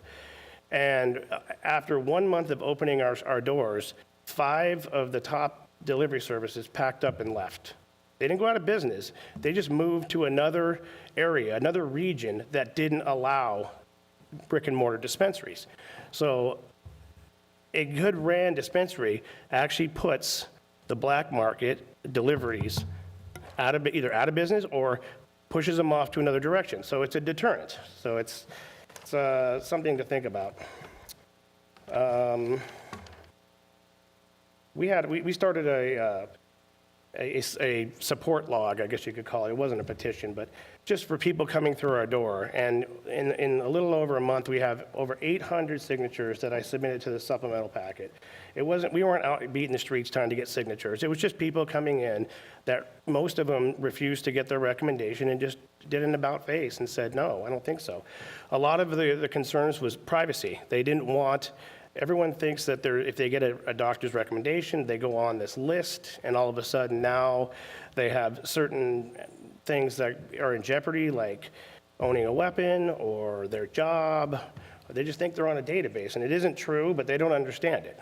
So the difference, in my opinion, the difference between adult use and medical is merely just a simple piece of paper. That's it. Just the entry process to get in the facility. The 50% of people that are walking out, are they just putting up their hands and saying, no, we're not going to get cannabis? No, that's not true. They're going to find it somewhere else. They're going to go get it wherever it is that they get it. And adult use cannabis, when Proposition 64 passed, it's for adults to make that decision on how to access cannabis if they choose. It's not for everyone. So, the products that we sell are tested. You know, as we said, everything goes through the proper channels. It's tracked from seed to sale. It goes through the state mandated testing. It's in a safety package, sealed, child resistant. We put warning labels on them. It has all the different contents. So I don't need to get into that. We kind of know that. But all we're asking for right now is a chance to equal opportunity, the same that the delivery services have. They can, 9 of them signed up, got your license, and they have the ability to deliver both adult use and recreational use. So we're not asking for anything more than what's already happening every single day. So that's all I really have. So thank you. Thank you for your time. Thank you, Mr. McFarland. Mayor? Questions from our council members? If I may, please. Mr. Adam. Could you come back up for just a second? Thank you. There are some benefits to having what you call it a recommendation card, meaning is a doctor's recommendation, correct? Yes, there are. I mean, people that have that don't have to pay sales tax on what they get, correct? If you actually take your doctor's recommendation, like the doctor writes you a recommendation, and you take that recommendation and you go to the public health department, the county health department, and apply for your state medical card, which now you go into a database. Now it actually is like a license with a number. So that, if you do that, you take that step, then you get to save this, the state sales tax, the 7.25%. But in 15 years of being in the business, I've seen 4, and one of them was mine. Really? So, yeah, the people don't take that extra step because I don't know what it is now, but it was like over $200 to get it.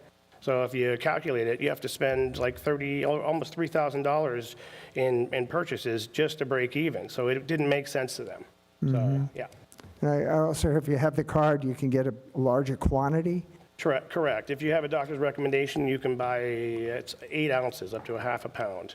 So, and the recreational, you're limited to 1 ounce. So it definitely, they have limits on the purchase levels.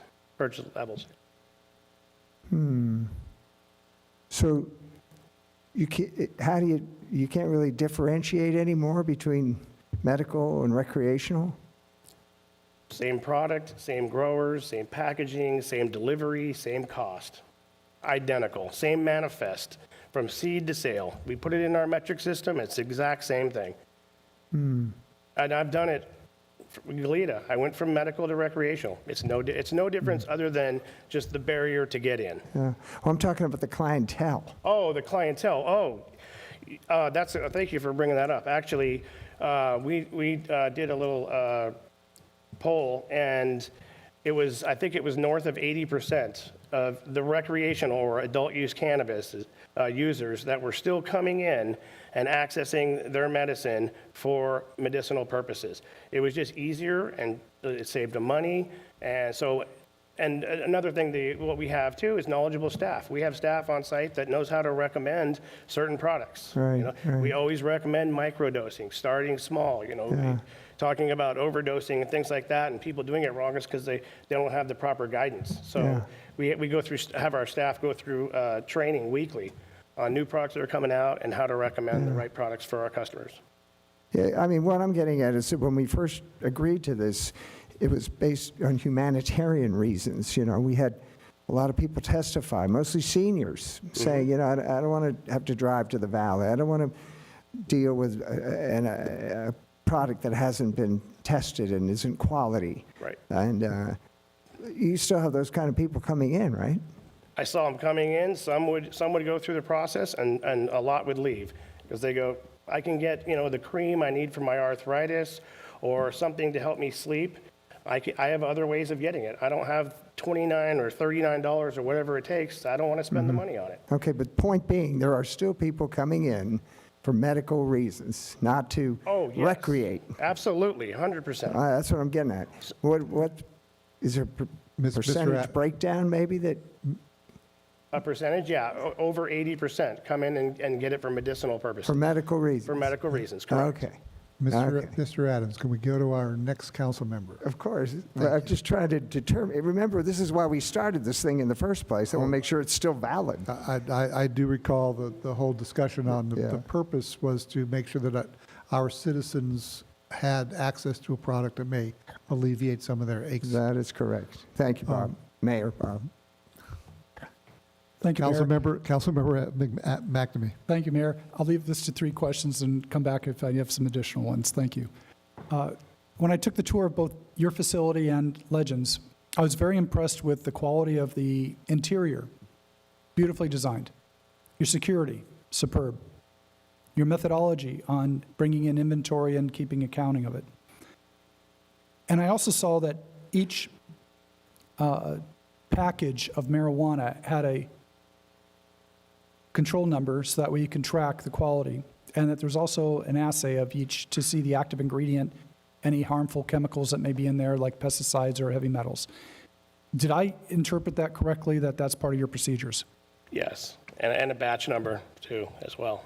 So if there's a problem, you can always backtrack and see if there's any issue going on. That's correct. We actually, it's been a while, but we had a batch that got contaminated that somehow slipped through testing, and we got a recall from the BCC and made us pull all that product. Very similar to what happens in the pharmaceutical industry. That's right. Okay. Would you say it was a game changer when Sacramento decided to allow deliveries across city lines, forcing the cities to recognize that marijuana was coming into our cities, whether we like it or not, because they took away the city's ability to say, we don't want any deliveries in our city. Now that they're coming in, we got to go along with the game here. Otherwise, we're going to lose out on this business. Would you say that was a game changer? A game changer for the city? Game changer for getting medical marijuana or even recreational marijuana across city lines, forcing the cities to say, you know what, you can't beat them, join them. That's hard to say, but I mean, in some aspects, yes. So my challenge is, again, I'm a business owner of 35 years, medical supply company of 26 years. I've been in a similar situation that you're in right now. That's a whole other story for another time. But if you don't get the ability to do adult recreational use marijuana, will you be able to survive financially just by the medical marijuana sales that come in the door? Or is competition from deliveries from outside the city for recreational use for people who want it for medicinal purposes, will that drive you out of business? Our projection was 6 months, we'd be out of business. We have a massive overhead. The process to actually locate a facility in Thousand Oaks was vigorous. And once we did locate a spot, that property owner knew how valuable that location was. And I'm glad you chose Thousand Oaks. We like to be friendly to business. That's wonderful. To the Legends owner, my question to you, why did you pick Thousand Oaks versus, I believe you're a city council member. Why didn't you pick Westlake Village where you're a city council member? Why Thousand Oaks? The only way to make this profitable is high volume. Thousand Oaks is a city of 130,000. Westlake Village is a city of 8,300. By being so small, there aren't any really great places to actually locate a business that isn't near some sort of sensitive use. So it's basically to come within the guidelines, not near schools or other locations, so the accessibility wasn't there. Yeah. Have we been good to you as a city trying to open up your business? I think good is a pejorative word. I would say they've been earnest, and I would also say they've been forthright. There's not been any, but there is also a great deal of caution, which... And the caution was what? I'm not clear. I think the caution was, as Mr. Hayer kind of pointed out, we didn't really know what this was going to, how this was going to impact or what it was really going to be like. And we all have ideas in our history about head shops and cannabis in the 60s and that kind of thing. And what is the element, Haight-Ashbury, all this kind of drug psychedelic culture. And when you're talking about it theoretically, that's one thing. And a lot of possibilities are happening. Now we're talking about it in a real reality. We've got 2 dispensaries. You can see where they are. You can see the atmosphere that you walk into. You can also see that if you're looking for information or need information, Legendary is one of the things that we pride ourselves on. It's scientific based. You come into our place, it's really fascinating. I've put out books on research that I've used, and people will sit there and they will thumb through this information about cannabis and the positive effects of it. I also have books on addiction. I also have information about abuse of cannabis. So I have these kinds of things and the kind of the education you're talking about on how, would staff or council, how should they approach this? That's what we do.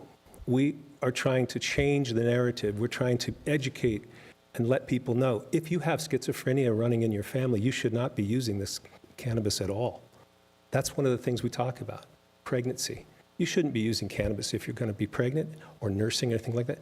We give positive, real information, get rid of the myth, get rid of the folklore, and we are able to provide a safe product.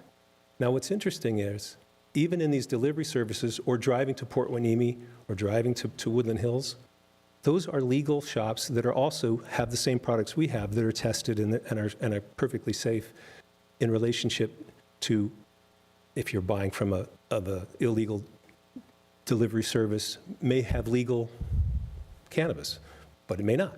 So this is, as David pointed out, our concern right now is to be on the level playing field with those who are not restricted by the invasion of this medical recommendation, which, as one point in 2015, that's the only way you could get cannabis. And now the whole situation is on its head. So I must compliment you on the beauty of your facilities. Well-run, well-managed, wonderful interiors, great procedures. I enjoyed the tour and what you do there as an operation. Thank you. Mayor? Thank you. Any other questions for our... Yes, I did have a question for you. Go ahead. Oh, okay.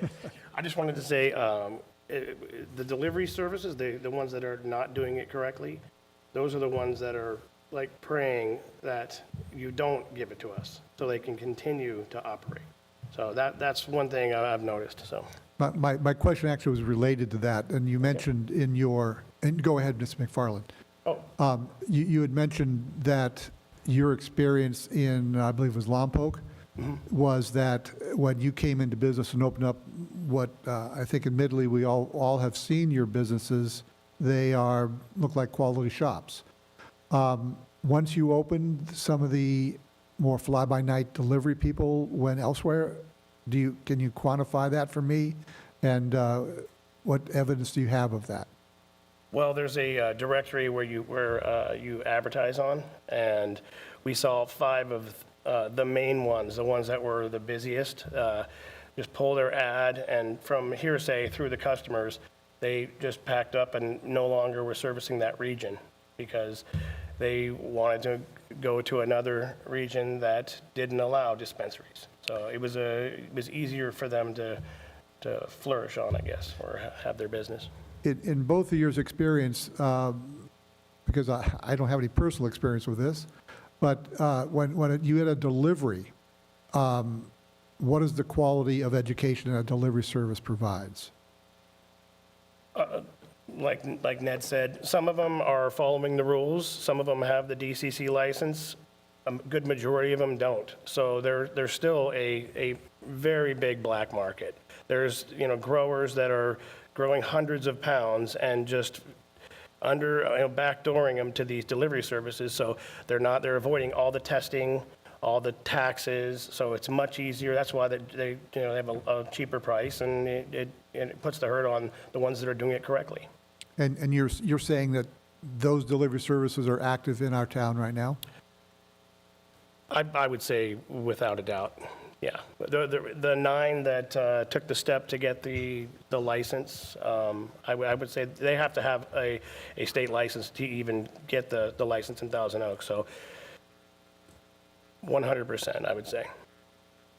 Thank you. That's all my questions. Oh, and one more thing, back to when we were going through this process, it was Chief Hagel. They had done a sting operation, and I think it was 10 or 15 or 20 delivery services where they set up controlled buys, and they found 9 out of 10 of them were not doing it correctly. They were illegal. So back to what he said back in the day. Thank you. I notice we have one more question, I think. Thank you, Mayor. Just a quick follow. You don't deliver now, do you? No. Do you aspire to deliver someday? Sure, yeah. I think that would be a good service. We have a lot of elderly people that would like that service, it makes it easier on them. So. Well, if they aspire to deliver, do we have that built into what we already agreed on? I don't remember, frankly. We do. We do? Yep. So they could... I think his decision right now is because it's a brand new business, and that's another cost that would be associated to that business, and he's hesitating right now just to make sure that he can fully operate and have the revenue to do that. So if we get past tonight and they want to deliver, they don't have to come back again? That is correct. Got it. Thank you. Very good. Let's go to our public comments now. I believe you gentlemen, please sit down for a minute. And we'll go to our public comments. We do have, I believe Sarah Armstrong is online. Do we have Sarah online there? I'm here. Very good, Sarah. Please go ahead. We can hear you. I am Sarah Armstrong. I am the Outreach Chair for Americans for Safe Access. Founded in 2002, we are the nation's oldest, largest organization representing medical cannabis patients. You've heard a lot of testimony tonight about the effect that legalization has had on medical. I can tell you from both my experience and the experience of my colleagues, it's true. Patients absolutely prefer the ease of use and privacy of not having to acquire a doctor's recommendation. If you allow these 2 shops to sell recreational, you are actually helping patients. You are helping to maintain their privacy, their dignity, and their way in the world. When you are ill and nothing else works but medical cannabis, but you still have to work and raise your kids, do everything that you normally do, it is a blessing to have the privacy that simply showing your driver's license gives you when you go into a dispensary. Delivery services are not always the answer for patients. We need brick and mortar shops too. If you give these people the opportunity to sell recreational, they will be as clean and compliant and careful as they are now, and as respectful of patients as they have already proven to be. I hope that the council will look beyond personal prejudice or reports or ideas that they have and think about the people of this city who would so greatly benefit from the extension or the freedom of to forgo a medical cannabis recommendation and simply enjoy the privacy of walking into the store to acquire what you need when you need it. I know that this council worked very hard on their medical cannabis ordinance and that there was a great deal of soul searching. But I think you'll be just as pleased with these organizations when they begin selling recreational adult use as you are now. Thank you for your time. Thank you, Ms. Armstrong. Next up, also online, is Oliver Summers. Good evening. Thank you very much for having me.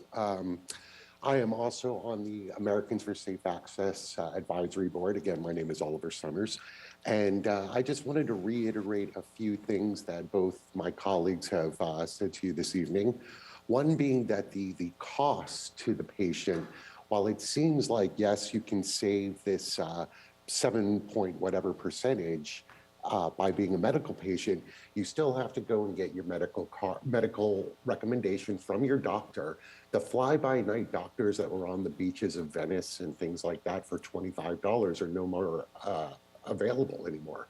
So therefore, people are having to go to an actual physician who are going to be very restrictive due to the AMA about giving out a medical card. And then that patient, by rights, has to go down to the Department of Health, as Mr. McFarland mentioned, where they would get the patient ID card for an additional $180. So the $3,000 you would have to spend to make it a savings is actually would probably be upwards of more $5,000 because of the costs that one has to pay for the extra fees. And then the other thing that is with the medical card in the state of California, they've made it very clear that you do forfeit certain rights. You will be unable to utilize your Second Amendment right, and you will have to forfeit your firearms. People who have been in battles for their children have been ruled against because they were medical cannabis patients. People who have been trying to get organ donors or receive an organ have been banned because of being a medical patient. So these are more punishments than a basic discount that one would get from getting this card. So there's really a lot of more distractions for getting it than for being recreational, which would allow people who are truly sick and ailing to go in and have safe access to their product. I, for one, personally just had my hip replaced a month and a half ago, and I did not touch one opiate that was prescribed to me. I just used cannabis. And as to answer the other councilman's question about the pharmaceutical, I had to go through an experimentation of about 4 to 5 different genetics before I found the painkiller that worked for me out of the cannabis strains. So to have a pharmacist do it, it kind of defies the point, and we're not really at that point just yet. And my final statement is while we've been talking, I looked up just for tonight alone, there are now 22 illicit cannabis delivery services in Thousand Oaks that I can order from right at this moment, where you will not be getting any of the tax revenue. So these are all things to consider, and I hope you move to let these people have their recreational. Thank you very much. Thank you, Mr. Summers. In-house here, we have Seth Bacchus, I believe, and followed by Robert Roman.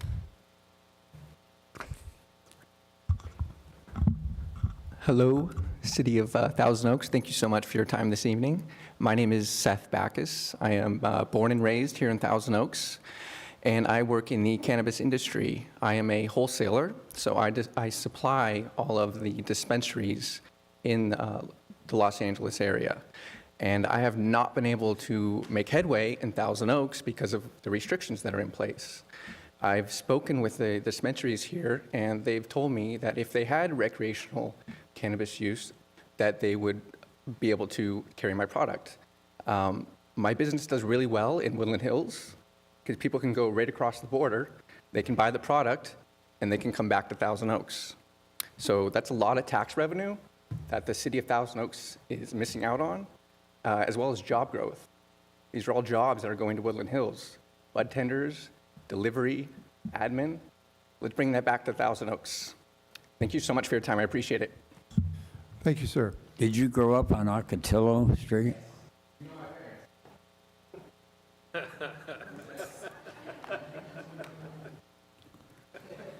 Yes, sir, Mr. Braverman? Braverman. Thank you. Next up after is Mr. Uvanti. All right, thanks, everybody. Appreciate the time. And as mentioned, my name's Robert Braverman. Sorry about my bad handwriting. I live in Newbury Park, have for 24 years, the hamlet of the county. So I'm going to take a little bit of a different approach than all the previous discussions. But I will agree 100% with the Leaf folks that it is about equal opportunity. That's kind of the whole genesis of this discussion. The economics of the cannabis industry have been known for a long time, long before these guys started building out their stores, well into the licensing period. I mean, I've been in this business for a long time. Recreational cannabis licenses have always had a higher value. They've always been more valuable. The two licenses the city agreed to were under medical only as described. And the current licensees had full knowledge of that and have this entire time. They're not new to the cannabis industry, and they both told you that. So when they applied, they knew what was going on, and the several years that it took the city to get through the process, they still knew what was going on. If the city is going to grant recreational licenses, which I'm certainly not opposed to, there would have been a lot more applicants than the 6 you originally had, because all of us knew that medical only had an economic disadvantage, so many of us, myself included, did not apply. If the city of Thousand Oaks decides to go ahead and allow recreational dispensaries, then a new application process needs to be implemented. It's the only equitable, fair, and ethical approach.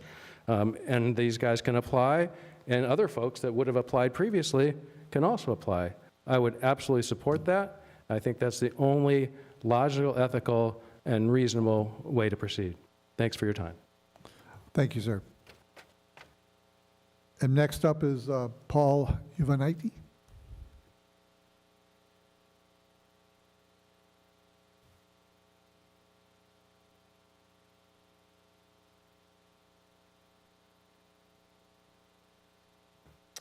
Mayor, City Council, staff, public. I am one of the registered delivery services that operates in Thousand Oaks. Okay. I also was spoken before the City Council many times on this issue. I did not apply because it was a medical license being offered. I went another route. I applied in another city and have a state's license for a micro business. I am registered and pay tax to the city. These businesses have only been open for less, 2 months, guys? Now, I know you have more money than 2 months worth of, cushion. Business is slow for everyone. Marijuana is a discretionary business, discretionary income. No one's got any money. My business is slow too. I get it. You guys have you have good operations. I applaud what you've done. But they applied for a medical license, not a recreational one. That's a big deal. You only had 6 applications. You would have had 60. Would you guys agree with that? If it was a medical license, I bet you don't want to say yes, but we know the answer is yes. So it's an apple and an orange. You're about to give them $1 million here. Are you going to do that or not? Are you going to open it up to have it be fair to other operators? Because I've lived in this Newbury Park for 10 years. I love this city. It's a conservative city. I understood why you didn't allow them to operate on Thousand Oaks Boulevard. Because we're not that type of city. We're not Port Winnie. We're not some of the others. We didn't. That's why I live here. That's why we all live here. Because, you know, we value a certain ethos. And you guys do a good business. You're not doing anything wrong. It's just that you applied and you have a medical license. Now, and a month and a half later, you need a recreational one to be able to survive. Maybe you didn't plan properly. That's all. Thank you. Thank you, sir. That is our last public speaker. Hey, Mayor. I'm sorry. May I have the supplier come back up for just a moment? The Yes, sir. gentleman? Sir, can you come back down? Just had a quick question for you. Oh, thank you.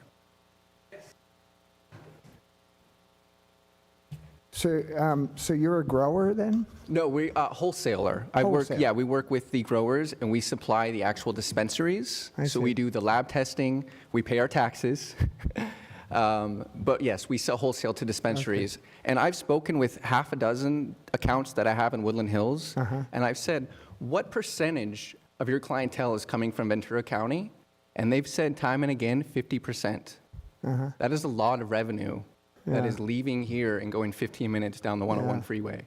Well, like I mentioned before, the revenue has never been the big motivation here, but No, but there's also a black market, and the black market's going to keep growing if we don't stop it. I agree. Well, that's what I Our was stuff's getting. tested. I don't know what these 200 delivery services that are coming into the city, I don't know what they're selling. Yeah.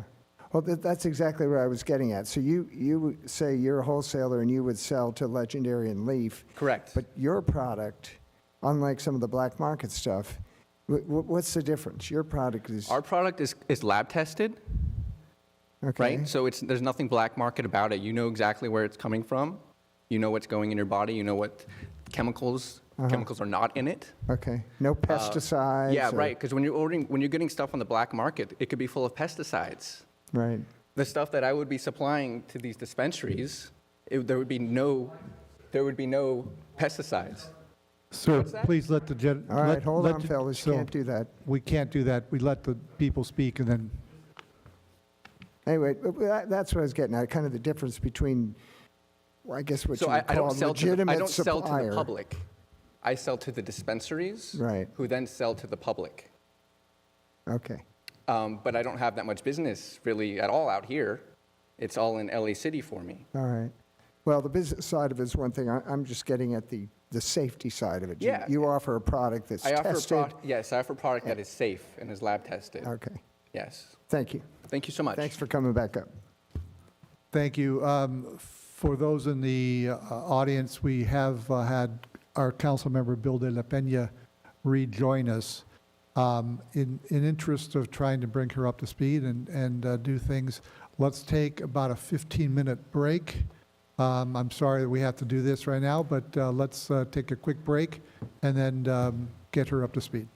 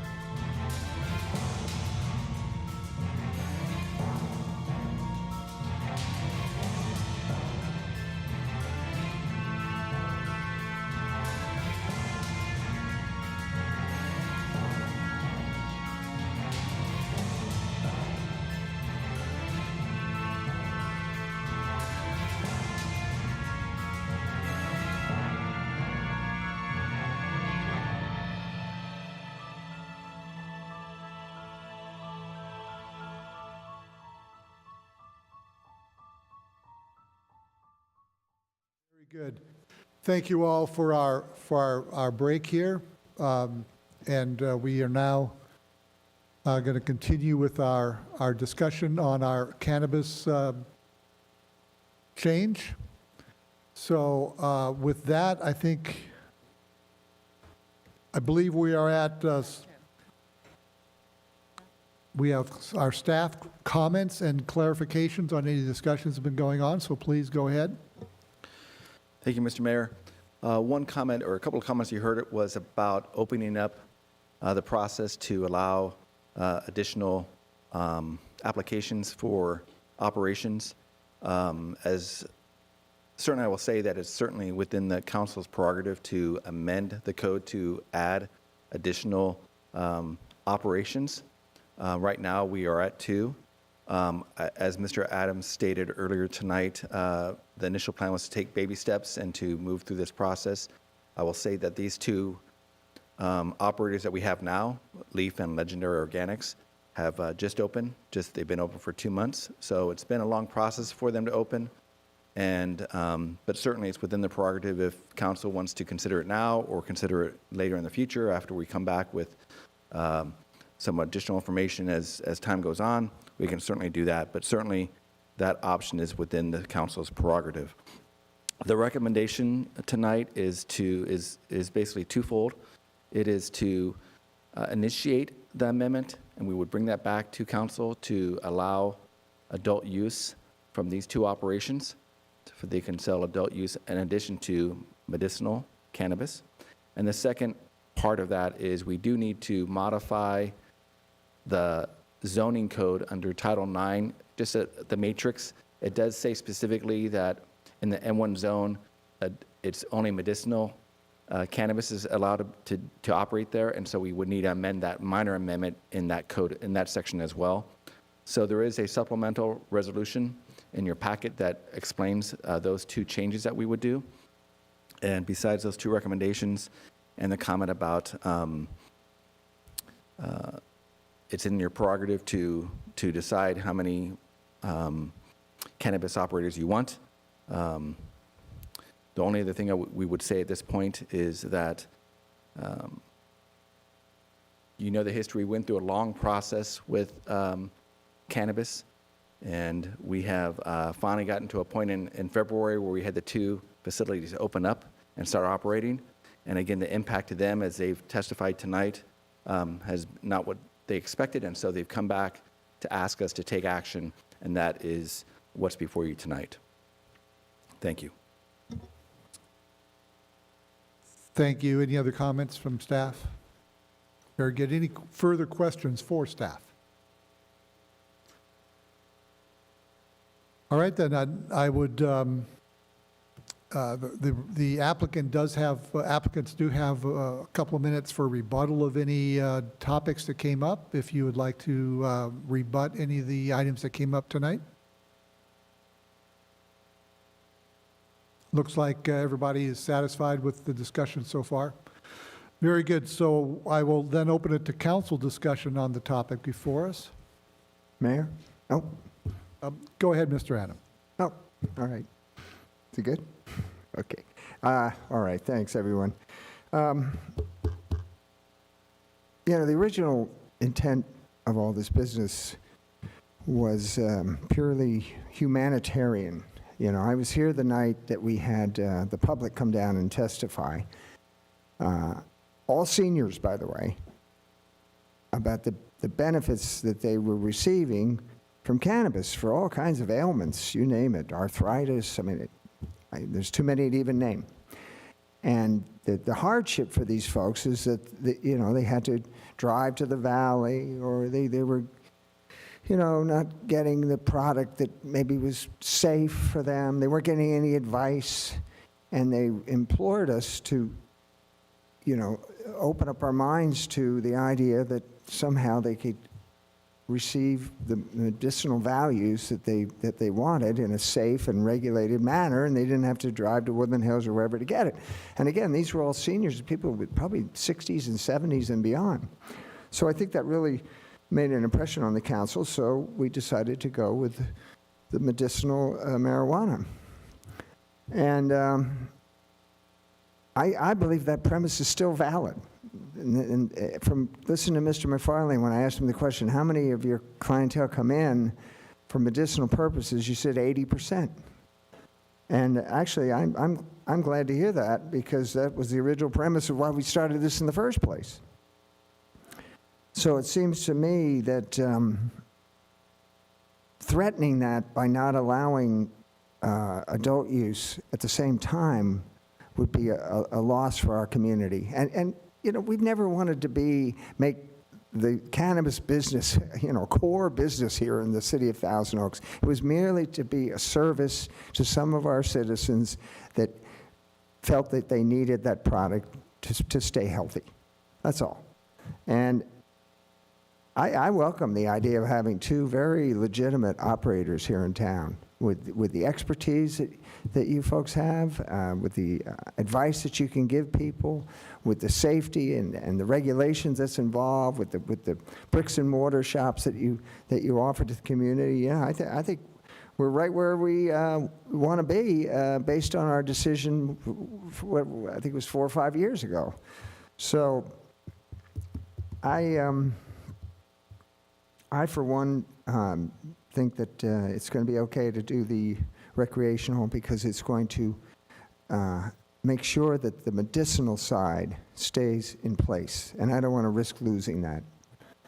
So I'm sure there's going to be some discussion about this, but you know, I will make the motion that we in fact approve 10A and allow adult use cannabis at Legendary and Leaf, and then open it up to my fellow council members for further discussion. Thank you, Councilmember Adam.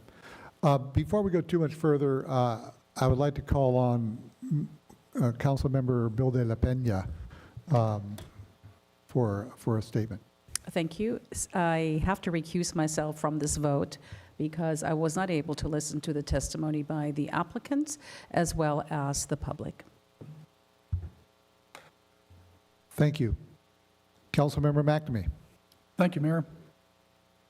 This whole process, from the time it started with the proposition to make medical marijuana available in our community, in our state, is what I would call a foot in the door. And it's been an incremental foot in the door with every step. Started with the proposition that pulled on people's heartstrings to make medical marijuana available for those who want to grow it. They've got cancer, there's benefit from that. There's other conditions that they can get benefit. Let the people grow it. There's a limit on the number of plants they could have. They can set up cooperatives where they're not making a profit, but they're sharing the product back and forth with each other for everyone's benefit. Then the next foot in the door was, okay, let's legalize this. All right, now it's legalized for recreational use. Now we can have the state come in. The next foot in the door is some cities do not want to allow this in their city. Well, to change that, the next foot in the door was allowing it to be delivered across city lines, and cities no longer have control.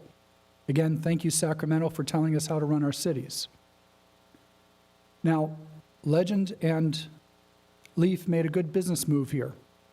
When first the city entertained medical marijuana here as a dispensary only, they allocated only 2. That was a way in which they got their foot in the door. Because I don't see our council or the city accepting more than 2 dispensaries in the city. To the comments made by the 2 here that said this should have been opened up to recreational adult use as a new application, well, do we then ask those that are currently here, the 2 that we have, to allow them also to apply for recreational adult use and allow others also to apply? Then if others get that, what happens to the medical marijuana facilities of Leaf and Legendary? Do they now have to close their doors? Or do now we have more marijuana facilities, some that are medical only, and some that are recreational and or medical?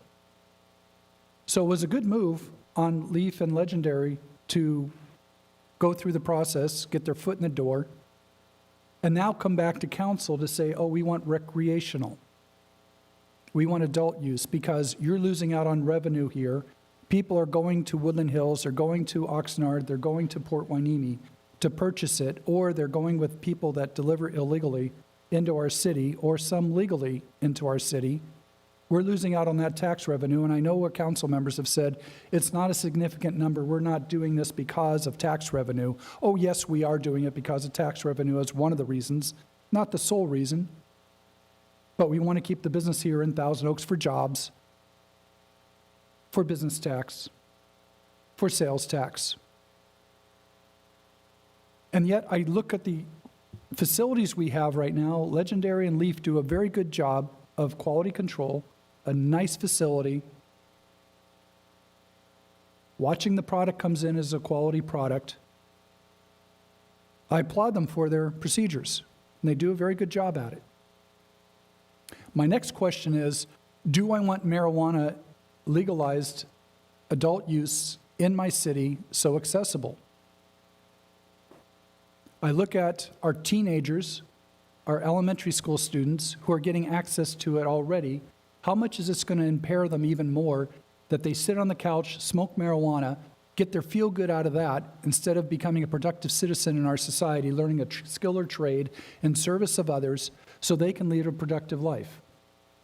I work as a reserve officer with the LAPD, as well as my work in the free clinic here with the homeless, as well as the underserved. And those that are addicted to other drugs like crystal meth, heroin, they all started off with marijuana. Now, marijuana, from a law enforcement standpoint, is a gateway drug. That doesn't mean that you've tried marijuana, you're moving into these other drugs as well.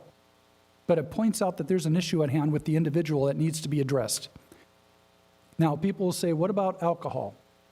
My answer is, why do we need another substance in our community that impairs people to where they can't function correctly? Marijuana has some very good beneficial effects and treats certain type of clinical conditions. No argument there. There are some nice studies out. More studies need to be done.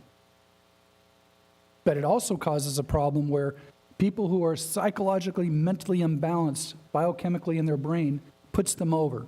Chronic use causes abnormal brain function, changes the glucose metabolism in the brain. Chronic use causes cognitive function, reducing it 70% for chronic users.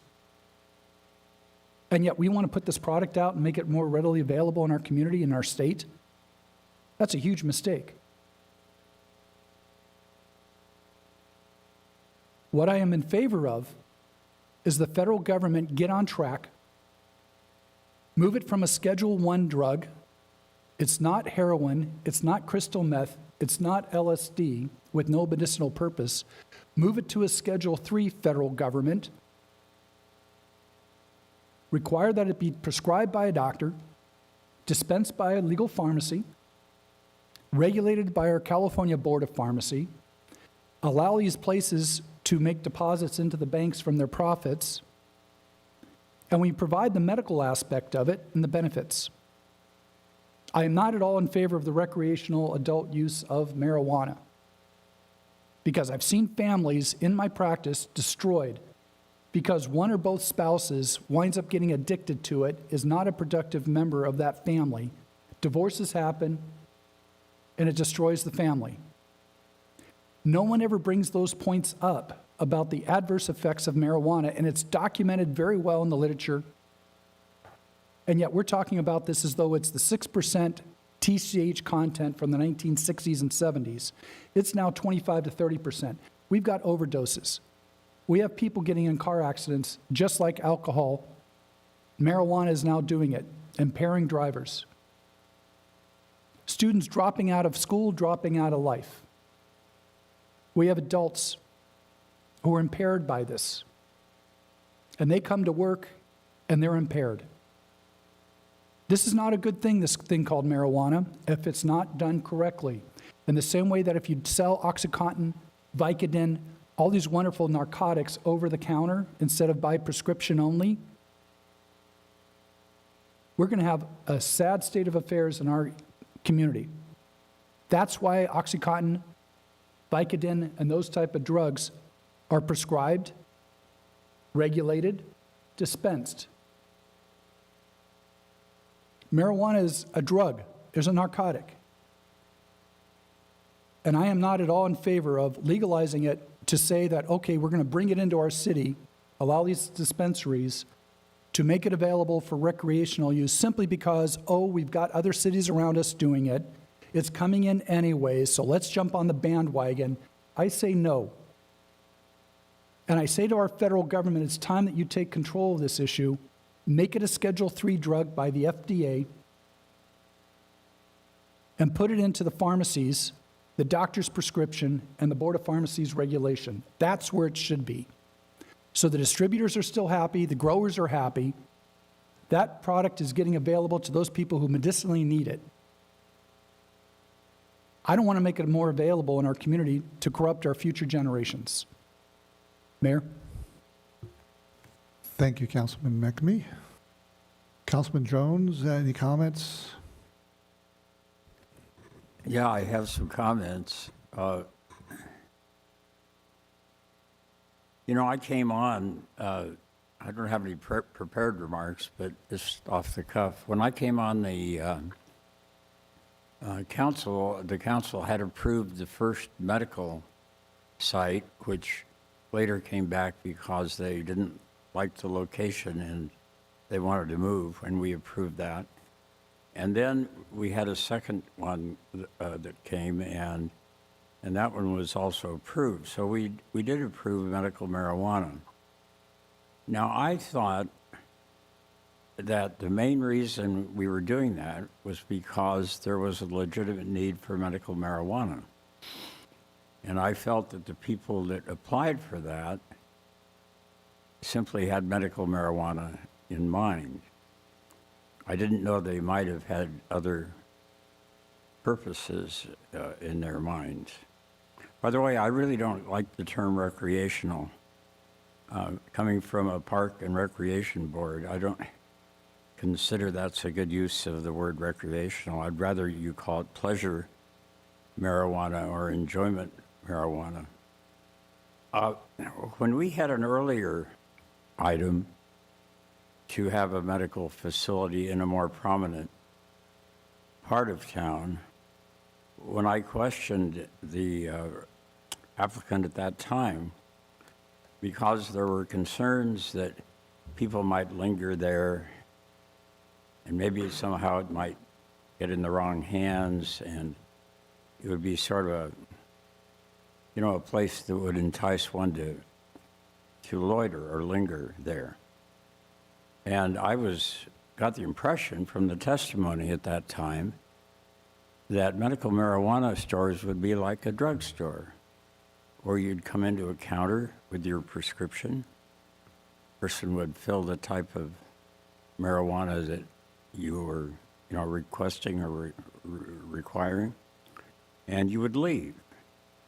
Now, it was very nice of the two applicants here tonight to show me their facilities, but they certainly were a different type of facility than I had pictured. This wasn't like a drugstore. This was more like an exotic, I don't know, not a nightclub exactly, but it was a lovely, it looked like great expense was gone to make this a place that would be very desirable socially. In other words, not in any way resembling a drugstore. Anyway, but that's not a great reason to vote for or against the measure tonight. But it seems to me that two things. Number one, we hear that people can get it other places. They can, phone to have it come in. And the gist of that is that it's readily available, so why not have it here too? And also, when you're asking for recreational, when the applicants are asking for recreational, it seems like the majority of their reasons are medicinal. I have no idea what the statistics are if you have both available in the same location, the same establishment. Who would be more likely? I mean, what proportion would it be used for what I would call pleasurable or enjoyment marijuana as opposed to medical? I presume the people who want what is being called recreational would outnumber the medical. My point is, I think, again, this is not a reason to vote against it, but I believe, in my humble opinion, that the ultimate goal here probably was what's called recreational all the time. You know, just as a philosophical statement on my part, I've had many chances over the years to vote here. First of all, to plan the city. Mr. Cohen was on that same committee that I was on. And then to do some of the early things, you know, to provide the developers donate open space, to provide we save the oak trees and the hillsides, et cetera. So I've always, and I think everybody here, I don't question anybody else. I don't think I'm any more, you know, attuned to what is best for the city than anybody else. We all may see it a little differently, though. I believe that as a philosophical statement, I don't really want to be voting for something that I think has more detrimental implications than beneficial implications.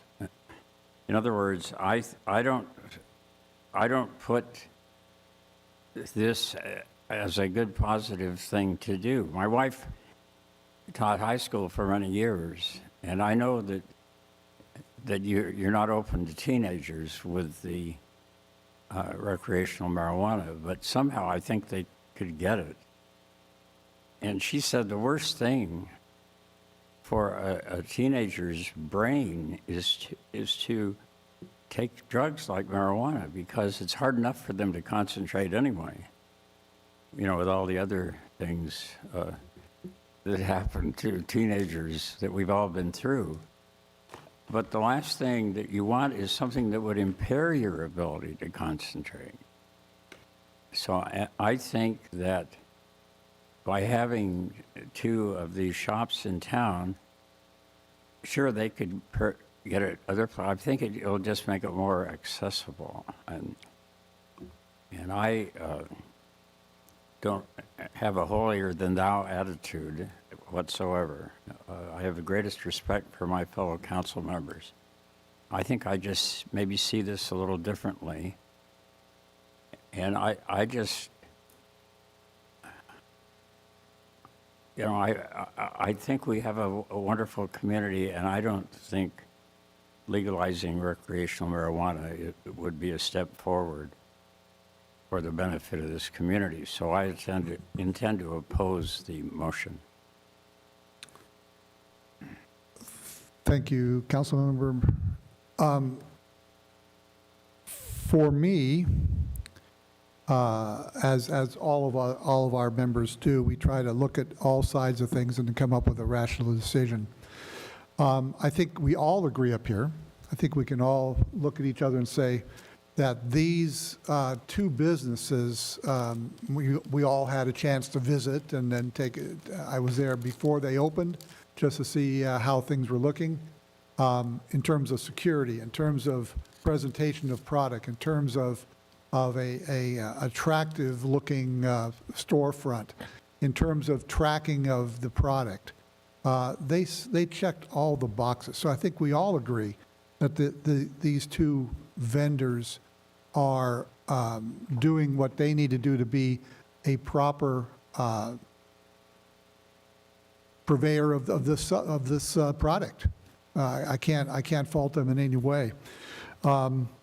So I know that some of the things I've heard tonight, and I would disagree, I think, with some of my council members. The recreational product is already here. It is active in our community already via transportation by, third parties coming in from out of the area. So it's not a matter of whether or not we're going to approve recreational cannabis. It's here. It was approved already. So the question then is, do we want to have a more local control over the dispensing of that product? In my mind, the state of California with Prop 64, I guess it was.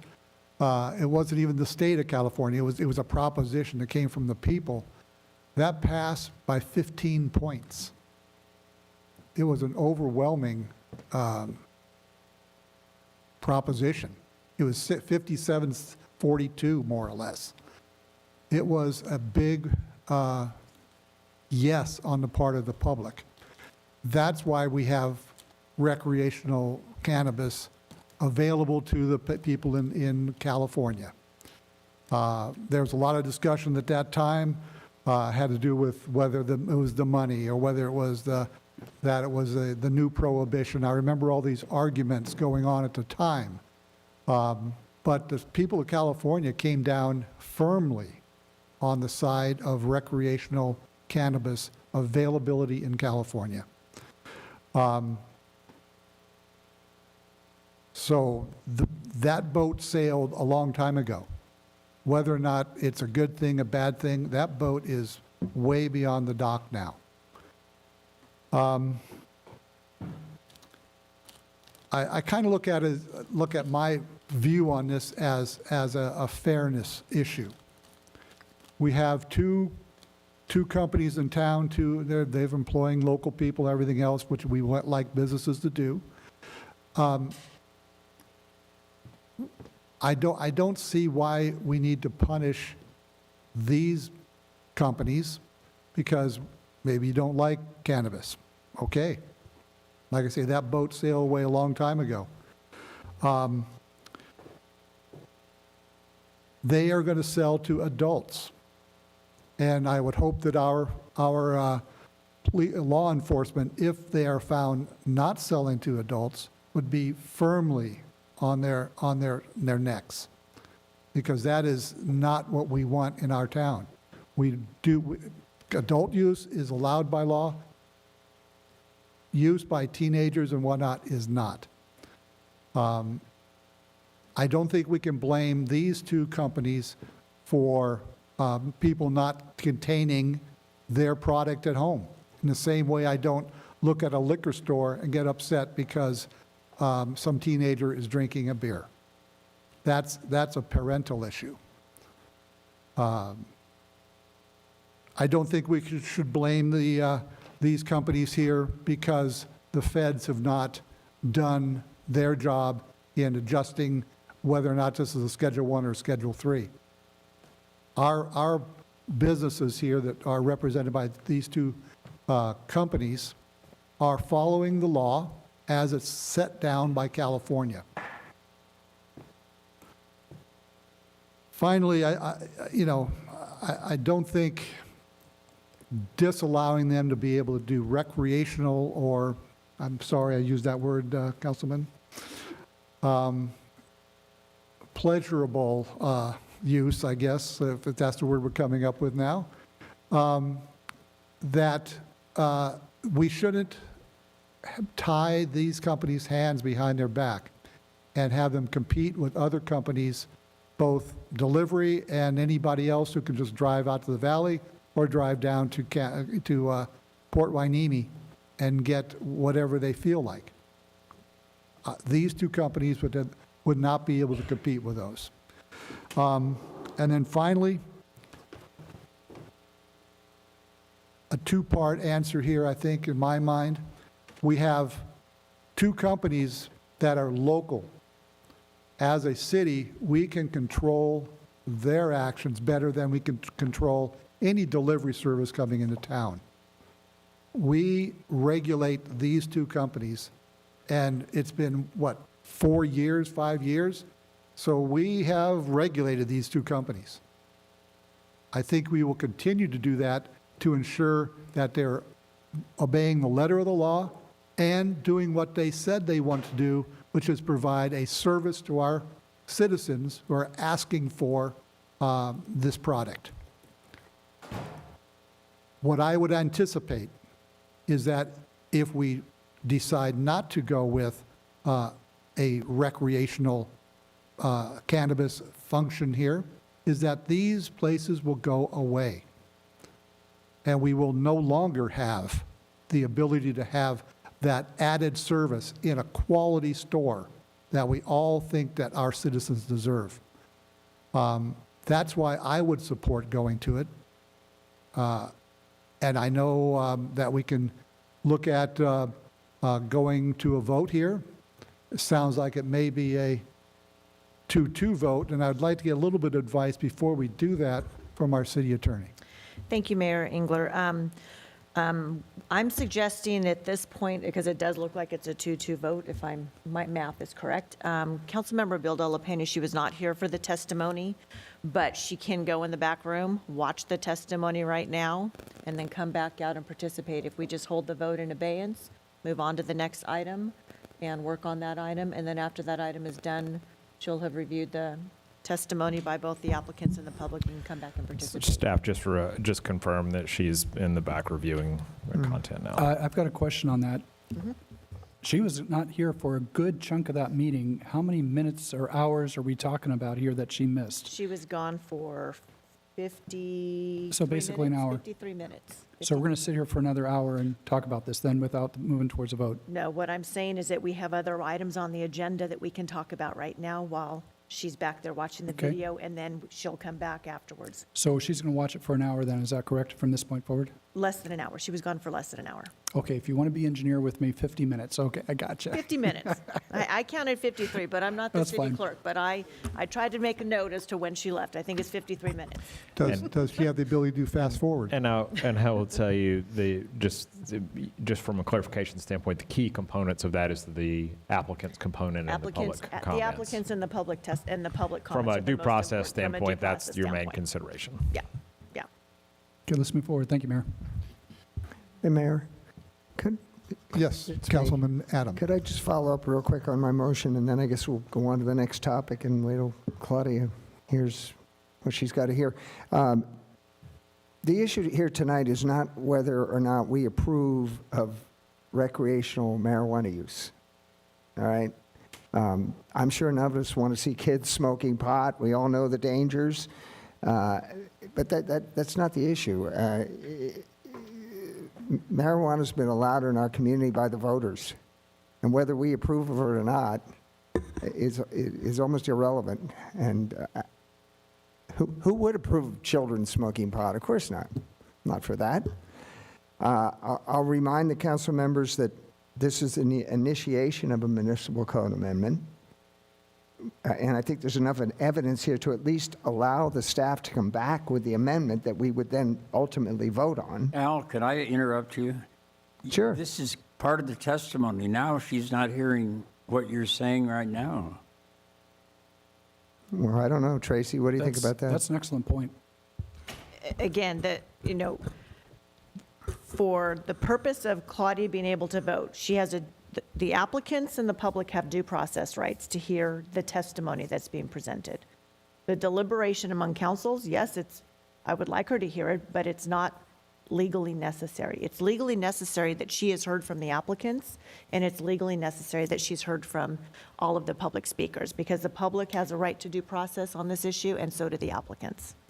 So my Yeah. question to Mr. Jones is that we should be moving on, not having any more discussion I on this at would, this if point. it was me, I would hold off on this and give her time to hear everything, and then come back, and then you guys can continue to Let talk. me then what I would say, do. why don't we, Al, I didn't mean to be discourteous. I just thought she ought to hear. No, I No, understand. It's an I awkward think situation, and I made the motion, I had a few follow-ups, but I guess we'll let's- have to hear the next issue and then come back. Is that what you're saying? I think if we hold Exactly. off, if it's okay, right. if we get the consensus of the group here, we Fine. can hold off until we can get Councilmember Claudia Bill de la Pena. Fine.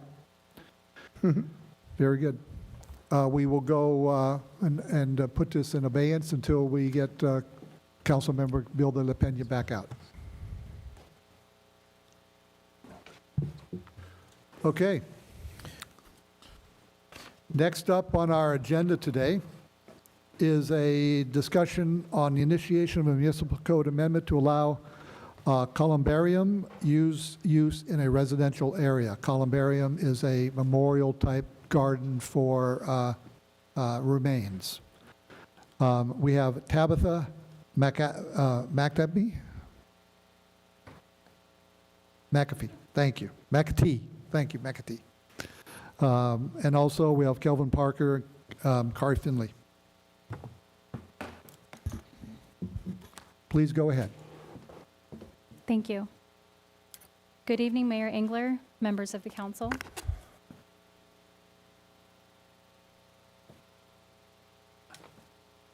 The case before you tonight is a request to adopt the resolution initiating Municipal Code Amendment 2020-70180 and allowing concurrent processing of a special use permit to allow a columbarium in conjunction with an existing religious facility. This was a private request by an applicant, the Holy Trinity Lutheran Church.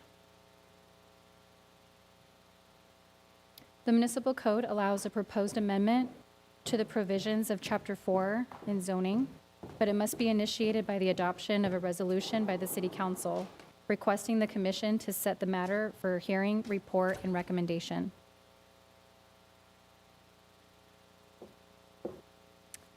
A columbarium is a structure in the form of a small building or wall containing niches or single compartments designed to store the cremated remains of a deceased person within an urn or enclosed vase. The walls can be located within a mausoleum building containing crypts and/or tombs within a cemetery or religious facility. And the cities of Westlake Village, Camarillo, Simi Valley, Oxnard, and Ventura all have cemeteries and/or religious facilities containing columbaria. Here are some photo examples of various columbaria.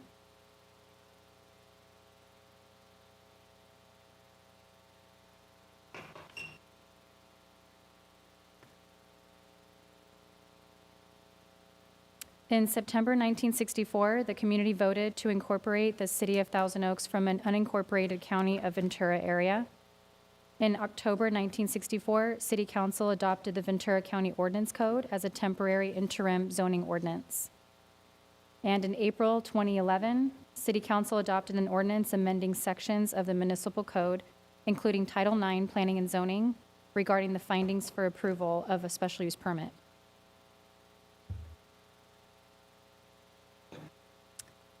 Cemeteries, mausoleums, and columbaria were included in the list of uses allowed under the Planning and Zoning Amendments in 2011.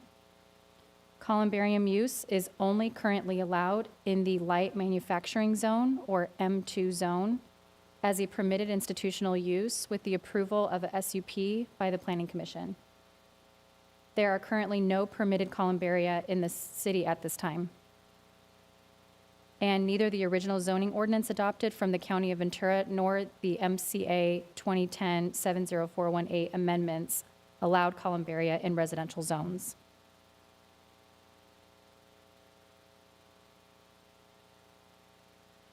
Holy Trinity Lutheran Church of Thousand Oaks has applied for an MCA to allow a columbarium within an existing place of worship located in the Rural Exclusive Zone, or the RE zone. If approved, the applicant requests to have the option of concurrent processing of a special use permit application to allow the columbarium as an ancillary use to their existing place of worship located at 1 West Avenida de las Arboles, or to process the MCA and SUP applications separately.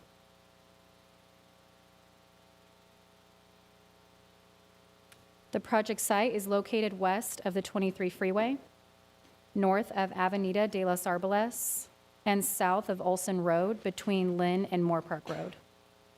And that's shown here on the vicinity map. And this aerial map shows the subject property, which is 3.8 acres. This map shows the residential zones within city limits shaded in gray and the existing places of worship within residential zones in red. The project site is located towards the top of the map on the west side of the 23 freeway. As you can see, the existing places of worship are spread throughout the city's residential zones.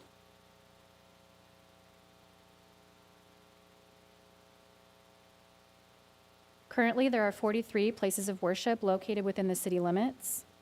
33 of them are located within residential zones, and the remaining 10 within city limits are located in commercial, industrial, public, or institutional zones.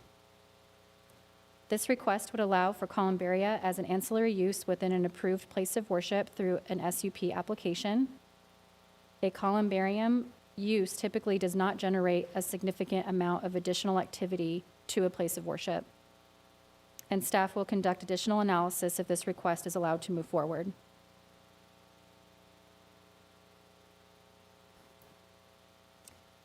The city's current regulations for places of worship or religious facilities are contained in the residential zones permitted use matrix of the Thousand Oaks Municipal Code, Section 9-4.2104, under institutional and civic uses. If approved, the columbarium use will be added as a separate field in the residential use matrix under institutional and civic uses and can be applied for with a separate special use permit application as an ancillary use to a place of worship.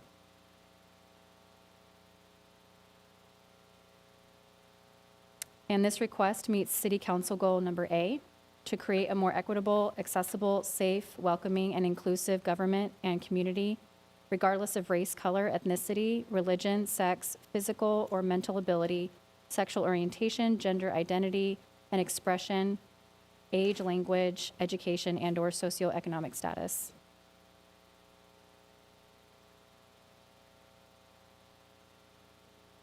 It is staff's recommendation to adopt resolution initiating Municipal Code Amendment 2020-70180 and allowing concurrent processing of a special use permit to allow a columbarium in conjunction with an existing religious facility located within the Rural Exclusive Zone, or RE Zone. Upon initiation by the City Council tonight, the Community Development Department staff will process the MCA to allow the columbarium use in residential zones. If City Council allows concurrent processing, the applicant will have the option of submitting an application to the Community Development Department requesting approval of a special use permit. The special use application will be evaluated for compliance with all city standards, including operations and any proposed site improvements. And a draft MCA and SUP will be reviewed together or separate by the Planning Commission for a recommendation, and then the MCA application will be brought back to City Council for final action. And this concludes my presentation. Staff, as well as the applicant, Pastor Eric Goner from Holy Trinity Lutheran Church, and his representative, Mr. James Wilbur, are available for questions. Thank you. Thank you very much. Questions from my members? I have a question. Won't this be next door to the new fire station?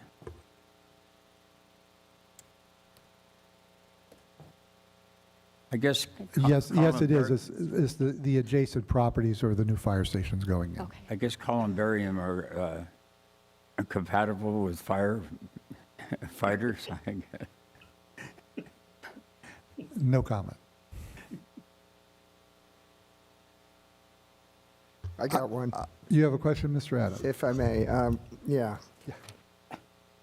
Well, first I want to thank Holy Trinity Lutheran Church for teaching me a new word, columbarium. Add that to my vocabulary. So we'll do an SUP, a special use permit for this project, and a municipal code amendment at the same time. And so whichever comes first, if we approve this, that's how they can put the columbarium in?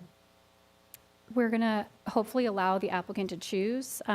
It's my understanding at this time they don't want to do concurrent processing, but we want to leave that option open in case they decide to do that. That way we wouldn't have to come back to council to ask for permission for concurrent processing again. Okay. All right, good, thanks. Thank you. Just a quick question for me. I think we have, I think you mentioned 33 locations throughout the city that have houses of worship within our residential areas. I know in my own mind, I'm thinking this is for members of these communities who have passed away and they wish to be memorialized. I know my mother-in-law is at a church in that same vein right now. However, is there a possibility for this to turn into a retail type situation where now we have 33 small cemeteries all over town, or how do we prevent that from occurring? The request is just for columbarium use. If a cemetery, somebody wanted to change the code to allow for cemeteries as an ancillary use, that would have to be a separate application. This is just for columbarium use. And if I may clarify, so the primary use would remain places of religious worship. This would just be a small portion of that primary use, which would relate to religious services. So the intent is not for the columbarium use to become the dominant force or use on the site. It's just something to supplement the other services provided by the religious institutions in residential zones. Beautiful.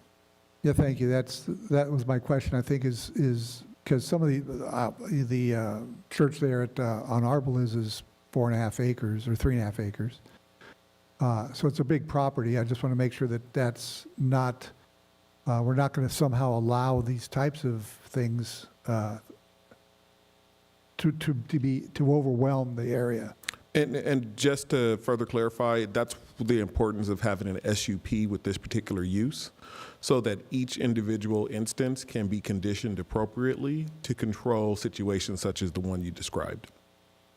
Very good. So it will go through the regular SUP process for each one of these locations. That is correct. Thank you.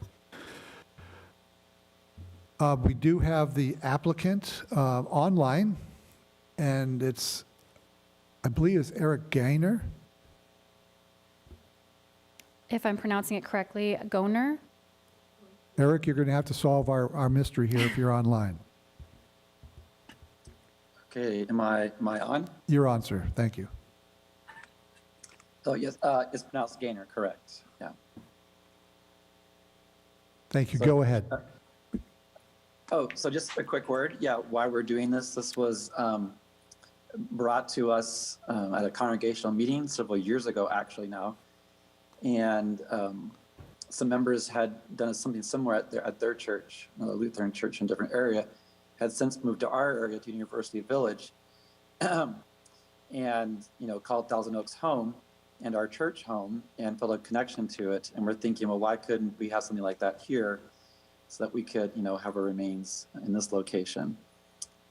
So that's kind of how it started. And then we began doing research with other churches and how they've been doing it, and lots of other churches across the country have done similar things. And it's really kind of a way to connect with our kind of cradle to grave ministry that a church is about. We baptize infants in the Lutheran tradition and seek to care for people throughout their lifetime and into the afterlife as well. And as the question was asked, would this be, more than just our members? We haven't written all of our bylaws just yet, but it would be primarily for members and or maybe a connection to a member, like a relative, which is currently how we do our funeral memorial services at the present time. We don't usually get just random folks coming to the church for that. So yes, this would be primarily just for members. It would be, against kind of a wall, not very tall and facing into the church. So that's just a brief word, kind of how we got to this point and sort of why we think this is important for our members to have it a part of the ministry. Maybe Jim can speak more to his personal testimony. Go ahead, Mr. Wilbur. Can you hear me? Yes, sir. Okay, yes. That is absolutely correct. Members of the congregation felt that if we had a place for members when they passed to still be part of the church, and like Pastor Eric said, we have seen it in many other places. And also, many people don't end up when they buy their burial plots. I don't know if you can see me now. Anyway, yes. Anyway, when they buy their burial plots and they move away and join a church, it's kind of tough to go back to the burial plots where they originally purchased. So here they have a chance, like Pastor Eric said, to go from cradle to grave and still be part of the church, and where people can visit them when they come, their relatives can visit them if they're also part of the church when they come to the sanctuary to worship on Sunday or during the week. And again, it's not something that's going to be so very obtrusive. Most of them are connected to a wall, either within the church or just outside as part of a rose garden area. Thank you, sir. Any other comments from the applicant? Any questions from my colleagues, for the applicants? Well, very good. Thank you, sir, both of you for presenting. We'll have a quick little talk with our staff here and see if there's any clarifications or anything that they would like to add. No further clarifications, Mayor. Very good. And I don't believe we have any public comments on this item. Mayor, Is may that I correct? move the question then? Very good. Then we will move the question. I'll move the by actual 10B. 10B. Very good by Councilman McNamee. Any discussions? It's probably something that should have never been restricted in the first place. But It gives the opportunity, I think, for church members to continue in the community more or less, even after they pass. That's not a bad idea at all. there you go. Very good. Please, can we have a vote? Councilmember Adam, Yes. Councilmember McNamee, Yes. Mayor Pro Tem Jones, Aye. and Mayor Engler. Yes. And that motion passes 4-0 with Councilmember Bill de la Peña absent.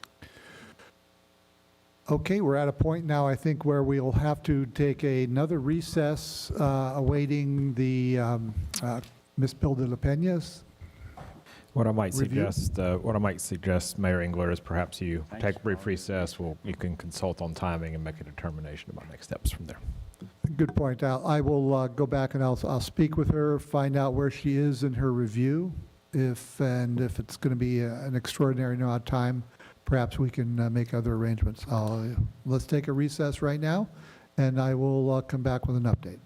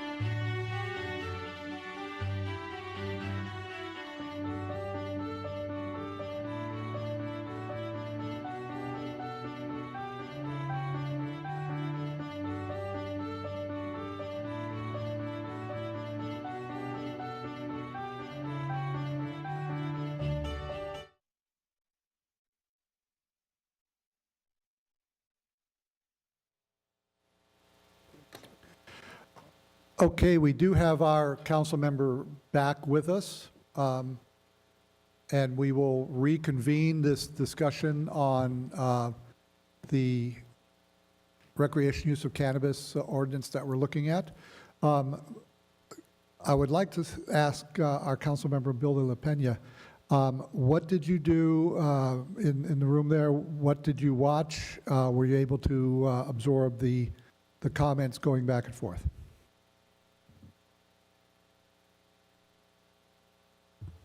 Thank you, Mayor Engler. I viewed on YouTube the council meeting and was joined by Assistant City Manager Ingrid Hardy, as well as City Attorney Tracy Noonan, and Melissa Hurtado,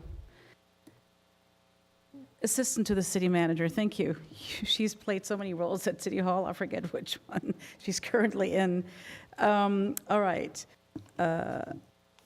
And so they observed me taking notes, several pages, and listened to all the testimony, listened to the applicants, the public speakers, as well as council discussion. And I entered when the public speakers were still speaking. So that's what I did. Thank you. I think just as you just as we left, I think Councilmember Adam was making a point that you may not have seen, but why don't we just take it from there? Councilmember Adam was making a discussion point. All right, thanks, Mayor. Well, I made the original motion, and we listened to some comments from my fellow council members. I just wanted to follow up by saying that I don't think what the issue we have in front of us tonight is whether or not we personally approve or disapprove, for that matter, of marijuana use. I mean, that's already been decided by the voters. We didn't decide to bring marijuana into this community. The voters did, and they did it by a pretty hefty margin. So I don't think it's quite fair to categorize this as a moral issue for us. It's really not that. And I would also say that tonight we're initiating a municipal code amendment. We're not. This isn't a final vote, and for my money, there's enough expertise. That's not the right word. Enough evidence here that we should at least take a look at this and let staff come back to us with a municipal code amendment, and then we can have the final vote. And as far as the federal government, I mean, I'm sure everybody's aware the House just passed a bill that was basically legalize cannabis at the federal level, which has been pending for a long time. The feds have been out of step with most of the states, and of course the states could regulate, but now it goes to the Senate. I don't know what will happen at that point. And finally, I would just say that possession of marijuana has ruined a lot of lives, but it ruined them in the past when they were arrested for small amounts of marijuana and had a criminal record, and a lot of people had to do jail time over the simple possession of marijuana, which I think to a lot of us now, that seems a pretty antiquated notion. And that's exactly what the kind of thing we're trying to avoid here, in which the voters have led us into that direction. So, and I suppose now we would want to hear from Councilmember Bill de la Pena. Yes, I think we should have our council member give us what she learned from her review of the tape. Thank you very much, Mayor Engler. There were some very interesting points that were brought up, especially by a couple of speakers that said that they did not want to apply 5-6 years ago for the license because it was medicinal only.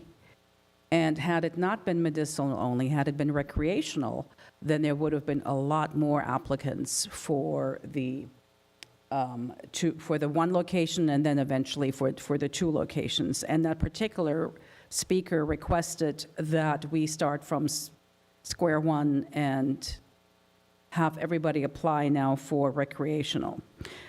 I thought that was a very good point that was brought up, a level playing field.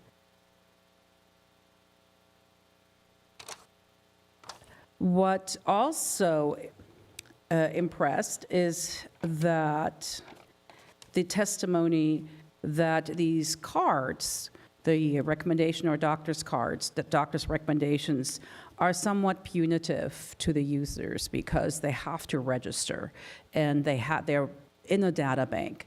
That is not the case when you purchase alcohol or anything else, really. So privacy rights was something that I found that was important as well.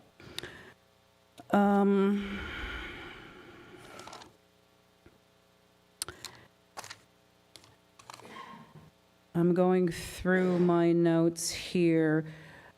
There was also testimony that there are delivery services, 22 of which seem to be operating in the city illegally. And also by the applicant, actually, that the product that you sell is not the type of black market product. This one is product that is actually put together or goes through the lab. It is tested, and the information that came from Councilmember McNamee, the concern about what it does to the neurological system, to the brain, the psychosis that sometimes can be caused. But from what I have heard, that sort of incident really is more related to cannabis that is not tested, that does receive pesticides, so to speak. It depends. But this particular product, when I toured both facilities, they are barcoded. I mean, everything is completely registered. The fact that you can't even, that you have to go out of the country in order to get products from Europe because they are organic, much more organic than in the United States, is also a different level of quality assurance that is very important.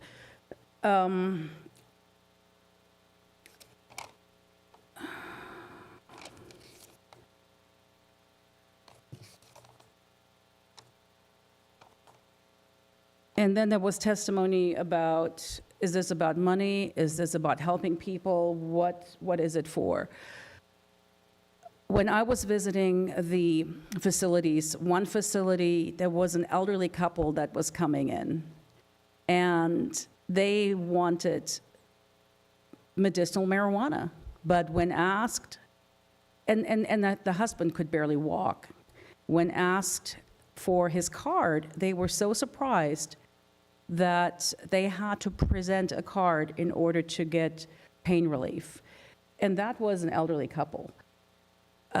So I found that to be powerful to see with my own eyes that there are people in here, older people entering the facility wanting to find relief and couldn't get it because they didn't have the recommendation card from the doctor. Now, I did ask the question, is this going to increase cannabis use among teenagers, for example? I have 2 teenagers at Westlake High School. A lot goes on at all the high schools. I'm a mom that is really, really concerned about that. But you cannot sell under age 21. So if any teenager were to get it, it would be from an adult. And they would get into the so-called medicine cabinet or whatever it may be, like they were doing with opioids already. So I don't necessarily see that there would be an abuse of cannabis by teenagers that is medical cannabis, medical marijuana. And if the parent uses it now, then it's already happening now that children are getting into their parents' cabinet to get those drugs. I am not one to be in favor of cannabis. I don't like that it has been legalized, but it is legalized now. This is really, in this particular case, high-quality cannabis that is highly controlled. And I've listened to my colleagues, and I think you have finished your deliberation, yes? It sounded like you have. And so when I look at it and I see, well, is this going to be a level playing field for the others that decided not to apply for a license because they figured they can't make any money off of it? It's actually a good argument.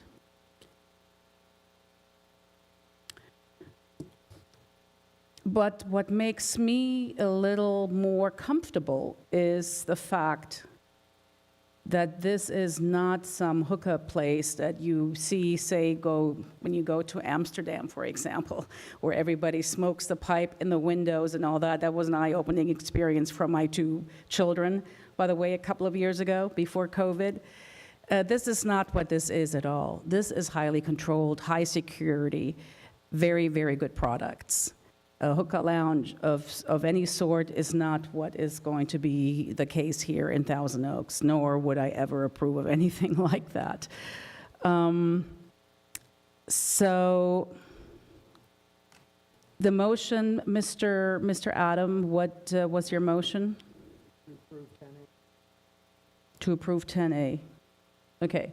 So this is the initiation of an amendment, a code amendment. That is not the actual, this is just the initiation. I feel from what I have seen, what I have observed, that people are needing this sort of relief from cannabis. And nowadays, you don't really need to have a medical card or a recommendation anymore to do that. Times and rules have changed quite a bit since you first started applying in 2017, was it? Yeah. So things have changed quite a bit since then. Here we are tonight. Is it fair to those who did not apply? May not be fair, but in reality, there was only 1 license available. Now there are 2. I don't see Thousand Oaks turning into a Port Hueneme with 12 different dispensaries. That would be not something that I would approve at all. And so with that, I will vote to approve the municipal code amendment or initiation of municipal code amendment. Very good. I think everybody else has had their speak. So why don't we put this to the vote, Madam Clerk? Councilmember Bill de la Peña? Yes. Councilmember Adam? Yes. Councilmember McNamee? No. Councilmember Jones? No. Mayor Engler? Yes. And that motion passes 3-2 with Councilmember McNamee and Mayor Pro Tem Jones voting no. Very good. Thank you, everybody, for the good discussion. Thank you to the applicants for being here and bearing with our need to go a little bit out of step here. With that, I think we can skip down to item 14, which is our city manager's report. Thank you so much, Mayor Engler. Our next meeting is 2 weeks from tonight on the 26th of April. Currently, we have a fairly full agenda for the evening. We have a public hearing for our 2022 CDBG action plan and our 2019 substantial amendment action plan. We have a department report item on our affordable housing project at Hillcrest Christian School, the former Hillcrest Christian School site, that is, as we prepare for the next steps in what will be an RFP process associated with that. And finally, we'll have a department report on our water conservation requirements and efforts. If anyone's been tracking the news locally there's going to be some actions forthcoming in that regard. So that is the schedule for the 26th, 2 weeks from tonight. Anyone that's following us on social media may have seen that we teased a special community event for the 23rd of April today. And we can't go into too many details on it, but there's certainly some clues in the color coding on the promotion. But here at Civic Arts Plaza, from noon to 4 on the 23rd, we'll be having a special community event, and encourage everyone to mark your calendars and try to be here from noon to 4. It's going to be a really fun day at the front lawn of the Civic Arts Plaza. That's it. Thank you, Mr. City Manager. With that, I think we'll just skip down to adjournment, and we'll be back, see you all in a couple of weeks.